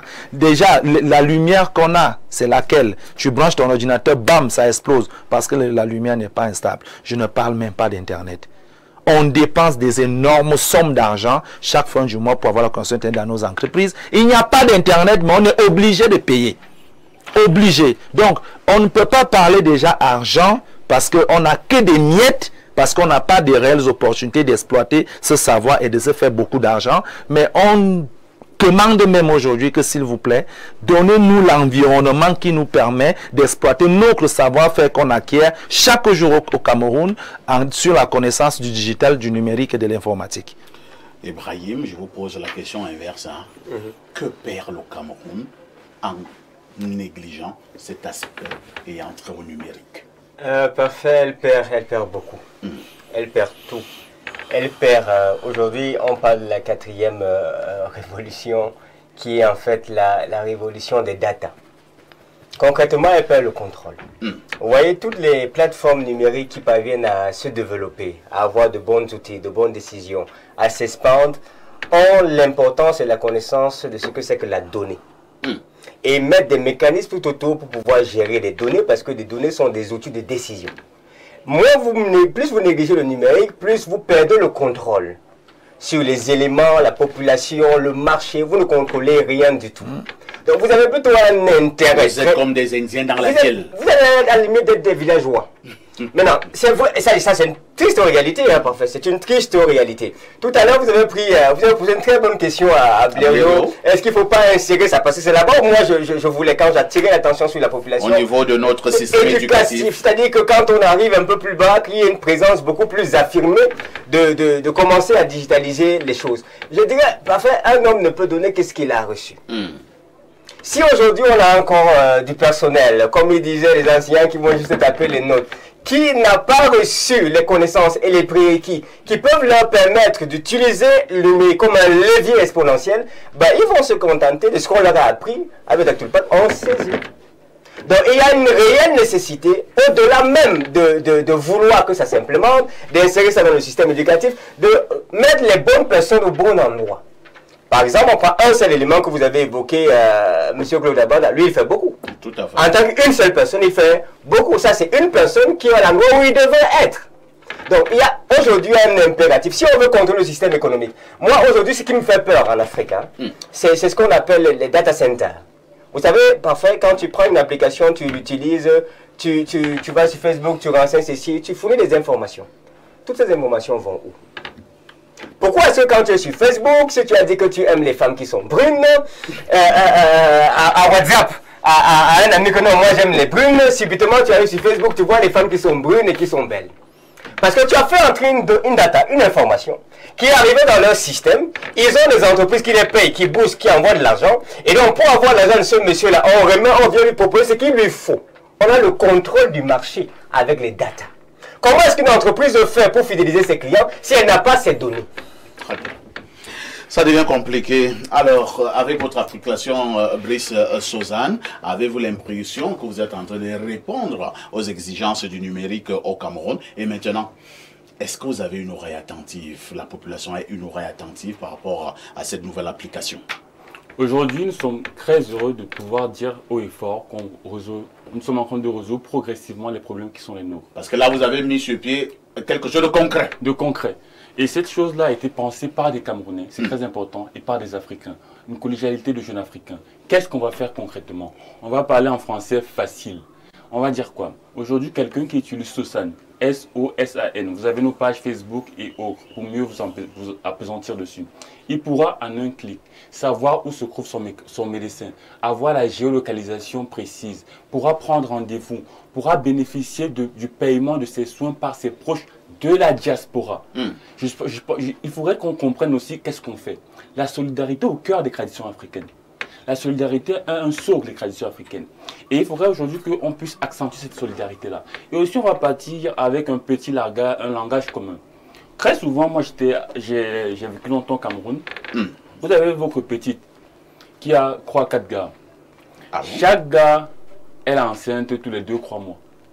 Ça veut dire quoi? Ça veut dire que vous donnez de l'argent, ça ne va plus exister avec Sozane. Concrètement, vous pourrez payer directement les soins de santé de la personne que vous voulez, où elle soit. Si le partenaire Sozane est dans la ville, vous dites tu es où ma soeur? Elle te dit je suis à Edea. Vous entrez dans l'application, vous voyez les hôpitaux. Partenaire Sozane, elle a besoin de quoi? Elle a besoin d'une radio. Vous entrez dans l'application, vous payez directement la radio. Les filles ne vont plus. Elles ne vont plus escroquer. C'est mort, c'est mort. C'est d'abord non, là c'est mort. Parce que les mettre les trucs de faire de. Laisse-le avancer. On change. Et qu'est-ce qui va se passer? La diaspora, ta maman est malade au pays. Ton cousin qui t'appelle, il te met la pression, comme on dit souvent, matin, midi et soir. On va prendre le langage commun. Tu envoies 400 000. Il est dans la voiture, direction Kribi. Ta maman se retrouve en train de squatter dans les petits centres médicaux au Cameroun. Et avec Sozane, il n'y aura plus ça. On apporte de la souplesse, de l'efficacité dans les soins. Et je souhaite aussi parler à mes frères camerounais, les médecins, les hôpitaux. Nous enseignons déjà beaucoup. Mais il faudrait qu'on puisse construire ensemble notre Cameroun. Il faudrait qu'on puisse construire ensemble nos solutions. Et ça va passer par notre collégialité, par notre union. Je remercie M. Parfait ici, qui embrasse des idées comme celle-là. Et je voudrais vous dire, les médecins, vous allez augmenter vos revenus. Les établissements, vous serez visibles partout dans le monde. Vous pouvez nous contacter sur nos différentes pages. On solutionne un ensemble de problèmes. On a aussi des solutions qui fonctionnent avec et sans Internet. Le village n'est plus exclu. Je salue mes amis du Grand Nord du Cameroun. On est avec vous, les localités les plus desservies. Nous sommes avec vous. C'est pensé par des Camerounais. C'est fait pour des Camerounais. Merci, Brice, pour cette opération marketing sur le plateau. Mais disons quand même que là, c'est du concret. Là, c'est du concret. Nous parlons du numérique. Voilà un Camerounais qui a mis sur pied donc, cette application. Nous sommes arrivés presque au terme de ce programme. Alain Douk, qu'est-ce que vous proposez au-delà de tout ce que vous avez énuméré comme couac et comme frein tout à l'heure? Que faisons-nous, que devons-nous faire pour que de toutes les façons, ce numérique puisse constituer une source d'opportunité? Oui, il faut déjà une volonté politique ferme. Encore la volonté politique. Oui, justement, parce qu'elle est tributaire tout à fait. Je tiens à dire que les gens ne le savent peut-être pas, mais en réalité, le mot gouvernement, de par son étymologie, vient d'un mot grec qui a permis de même d'obtenir cybernétique. Donc en réalité, le véritable gouvernement, il est cybernétique. Et vous voyez aujourd'hui l'emprise qu'ont les technocrates de l'économie numérique sur les différentes démocraties, sur les peuples du monde. Tout est maintenant numérisé au point où on parle de la 4e révolution industrielle. Le problème avec nous, c'est que les Camerounais sont intelligents. Et c'est un des aspects sur lesquels les résultats sont mitigés. On crée des contenus, il y a des applications qui sont créées par des Camerounais pour résoudre certains types de problèmes spécifiques. Mais il n'y a pas assez de visibilité. On ne les connaît pas. Il faut continuer donc à communiquer comme ça. J'encourage le frère. Et maintenant, je sors par là pour dire que, autre chose, moi, j'ai toujours un point de vue un peu philosophique et éthique surtout. On a notre partie à tirer de l'économie numérique, mais on doit savoir se donner des limites. Il a parlé tout à l'heure de l'Internet, notre conception de la cybernétique cybernétique à l'africaine. Je pense que c'est important. Pourquoi? Parce que, tenez-vous tranquille, il y a aussi, ensuite, parfait, il y a des risques avec l'économie numérique aussi, c'est la robotisation, hein, l'intégration, l'alliage entre IA et robotisation qui vont faire perdre en réalité beaucoup d'emplois. Mais vous pensez qu'on vit dans quel monde? Justement, mais il faudra donc penser à notre modèle de société. Pas le débat. Hein. Voilà. C'est Bléreux qui clôture. Là, on va gagner en temps. Bléreux, qu'est-ce qu'on retient en sortie de ce programme? On retient qu'on ne doit pas toujours être à la traîne. Il ne faut pas qu'on soit toujours les mal lotis alors que nous avons tout. Maintenant, il y a de vrais défis à relever. Ce n'est pas avec le système actuel, hein, parce qu'il y en a même là qui ne savent pas ouvrir un ordinateur. On imagine. Je crois, vous voyez que Donald Trump marche avec Elon Musk, non? Oui. Un président camerounais pouvait marcher avec Claude Abanda. Tout à fait. Dire que ben, voici quelqu'un qui est visionnaire. Voici, bon, nous c'est toujours avec beaucoup de retard que nous comprenons les enjeux. Ne ratez pas la rediffusion de ce programme, ce sera à partir de 22h30, tout en vous disant merci pour toute l'attention que vous nous accordez au quotidien. Je vous pose néanmoins une question avec tout ceci. Que faites-vous?